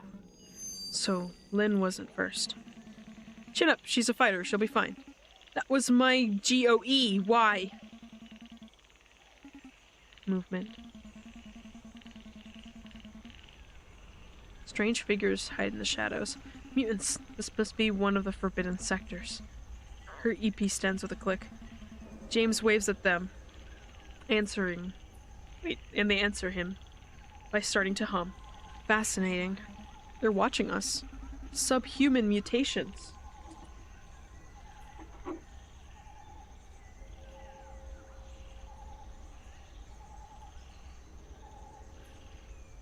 Okay. And most likely hungry. A red tear forms at the corner of her eye. Yet, their behavior suggests a higher cognitive function. Do you think they control the vines? Maybe. They look so humanoid. Salem tries to pull out his gun, but James places his hand on Salem's arm. No, don't. Please. Salem gets out his Stormbook manual and flips through the pages with fluid motion. It says most mutants are aggressive predators. The leaf-covered figures match the pace of the raft following them, but keeping to the trees while Phelim slips through some more pages. But they aren't behaving like anything in the manual. I'm sure they'll be peaceful, if we are. Audrey wipes away a thin red tear, while Salem puts his manual back. Can't risk it, it's a trap. They're peaceful, trust me. The river widens to reveal the overgrown ruins of a massive stone bridge rising from the water. That's the trap! The center of the bridge has collapsed into the river below, blocking the way to towards water. They watch the mutants moving like shadows behind the trees. Trap or not, that bridge is going to be a problem. Can we lift the raft and go over it? Yeah, but we'll have to do it together. Which leaves us vulnerable to attack. And the sun is setting in like half an hour, but I don't see another way. Audrey studies the approaching ruins.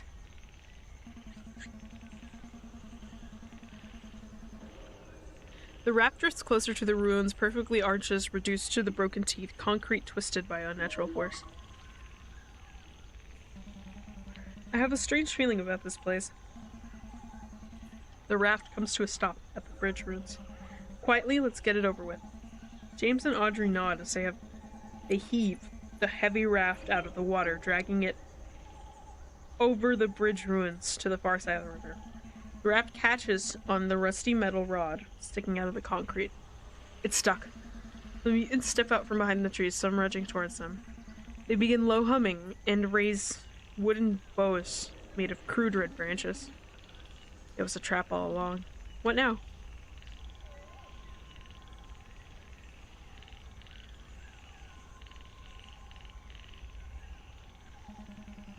James, create a distraction. James grins and points at itself. Me? For real? One distraction coming right up. Can't be serious. Salem and Audrey struggle with the raft while James steps to the edge of the bridge. The mutants pause momentarily, seeming confused by James. Salem and Audrey try to yank the raft off the metal rod and manage to loosen it a bit.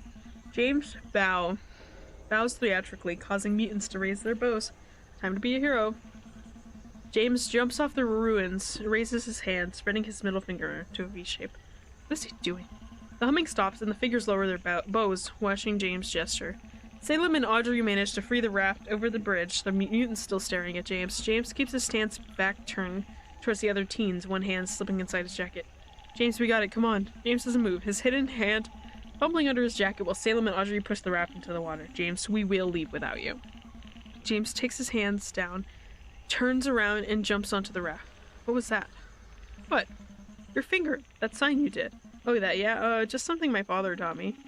But isn't that a forbidden finger sign? James smiles and shows her the middle finger. You talking about this one? Audrey rolls her eyes. Not that one, moss brain. The sign you did with the mutants. Don't play dumb on me. They're just fingers. Nothing wrong with fingers. What kind of man is your father? Those creatures were crazy, right? Audrey crossed her arms, or turns over to Sam. Yeah, they had bows and didn't behave like animals, almost like people. But that can't be. Shut it. Listen, do you hear that? Audrey's hand moves to the shaft of her EP well. James tries to spot where the sound's coming from. The Prodigy? 300 meters down a river, a stone rope with a drum.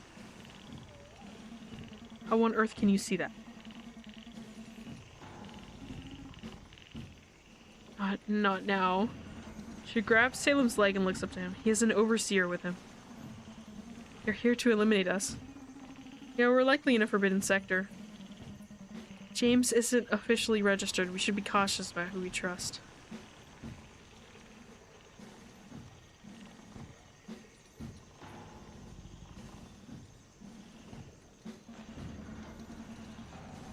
Okay, hiding will only make it worse. Everyone ready your weapons and lips tight on what happened at the bridge. I need a break for a while. It's okay. We got you covered. Kurt stops drumming and steers the boat towards them. Kurt lays a finger on his lips and waves to the group. The raft and the airboat come to a halt. Kurt is on the raft together with the deactivated overseer. Blossom brightly, kind stranger. Thanks for saving our lost. You are in the forbidden sector. I am not here to save you. We are ordered here to kill you.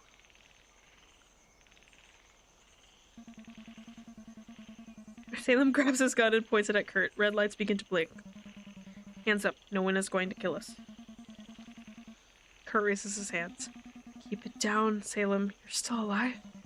In the flesh. Now give us your airboat. Kurt nods towards the red blinking overseer. He's about to emergency activate. Please put down your gun. It's not too late. If anyone asks, you were never seen anywhere. Forbidden. Okay? We will keep our lips sealed. Promise. Kurt nods, presses a small control on the side of his drum, causing the overseer to boot up.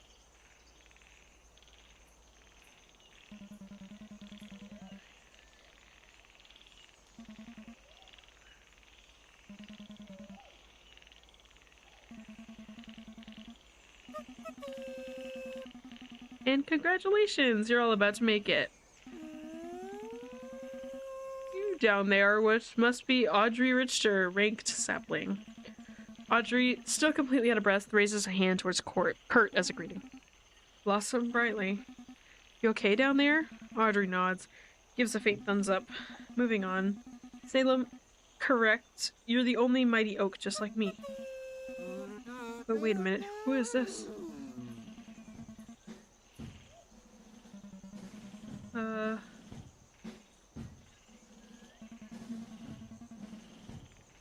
Blossom Brightly, I'm here to replace my cousin. This is James. I invited him to camp. He's on the list. Yeah, it was a last-minute addition. What was your name again? Oh, no worries. My name is James Taylor. Wait, what? Taylor? Did he change it again? Kurt checks his list. James Taylor, sure, you're on the list? Definitely, I'm at the very peak of stonework excellent. We're like rock bottom. Oh. Aw. Okay, good night, Hammy. Thank you for stopping by. Well, you're nowhere on my list. James's smile is trembling as the overseer raises his hand towards him. I should be out there somewhere. Probably under an H for handsome? Under H? I thought your last name was Taylor. He's kidding. James is a new member of NF City. That's why his documents aren't updated yet. Maybe I'll double check the document ID, but where are your patches? I can't even see your rank. While Kurt is distracted, James whispers to Salem, if I have to run, don't follow me. I'll find you later, promise. James crosses his arms and raises a chin as he smiles at Kurt. Check again! Oh.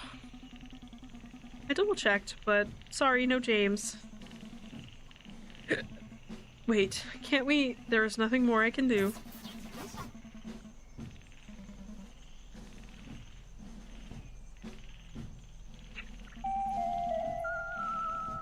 Salem jumps on the airboat. The overseer briefly swivels his weapons at Salem before refocusing back on James. Kurt stiffens as Salem approaches him with raised hands. What are you doing? You know the rules. He's not on the list. The overseer. Hey, Kurt. Hear me out. Just for a minute, okay? I'm just following Storm Oak commands. The overseer. It enforces them. I don't want to get into trouble. I get. You're doing it for your job. Command number 6, D5, and you're good at it. Following the book and keeping everyone safe. That's why we Storm Oaks are about rights, safety, rules, brotherhood.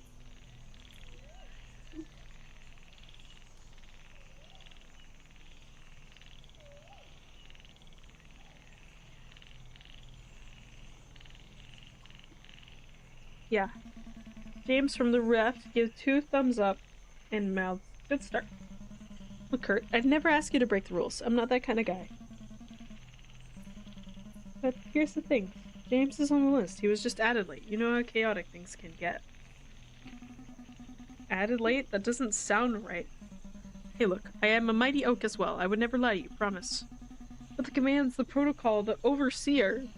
The overseer follows your lead. You're the co-leader of this camp. Command number 65. Am I right? I trust you to make the right call. And so do I. We all do. Salem points at James behind him. Look, James isn't a threat. He's just a happy kid who forgot to do his paperwork. I'll even take full responsibility. But if we get in trouble... We won't. Trust me, Kurt. Like I trust you.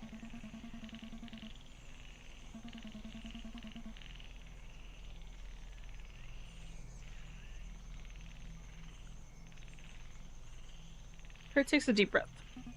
Overseer, stand down. One more won't hurt. You're just following commands. Great. Everyone jump on, I will bring you to the camp. Thanks, Kurt. Thanks, Sal. That was amazing! Ending. Be nice to me. Hey there, new Storm Oak. Did you have any fun?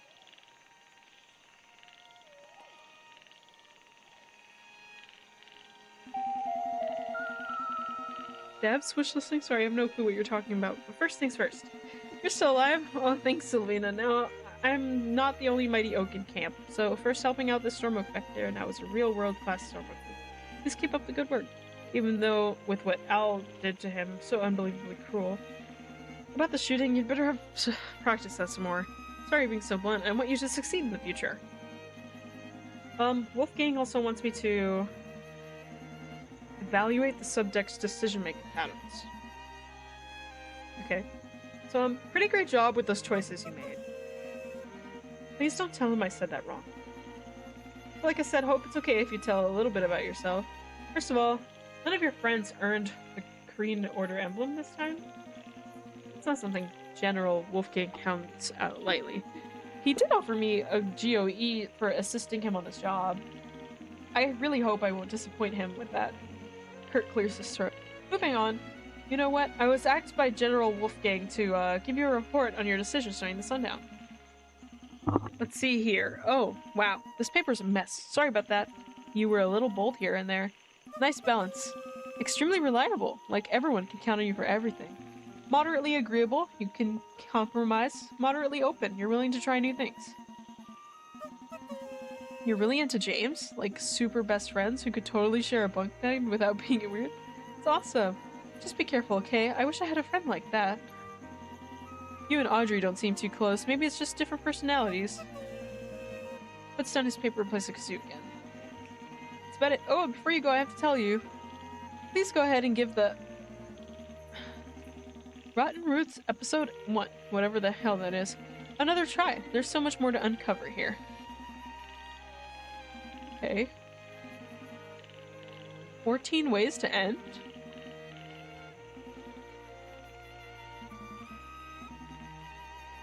Okay.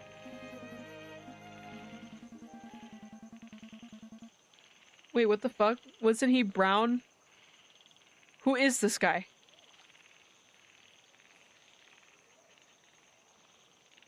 They whitewashed my James.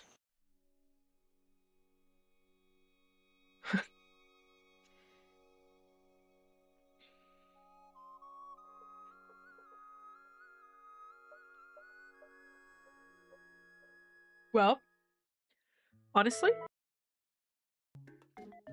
pretty good game.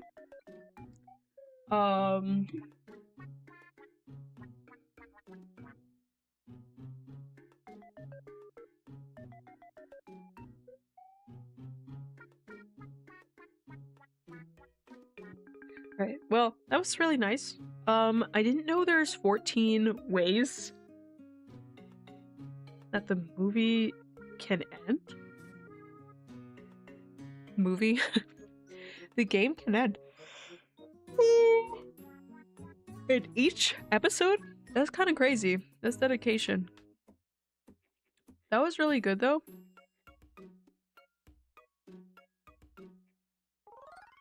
I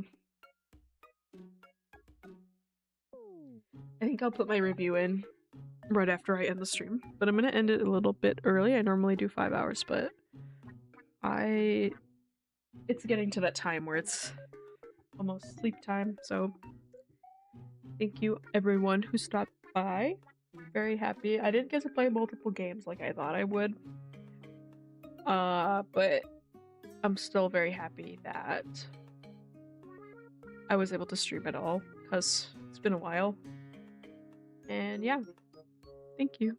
I'll be live tomorrow, probably around the same time, maybe earlier. Alright, bye!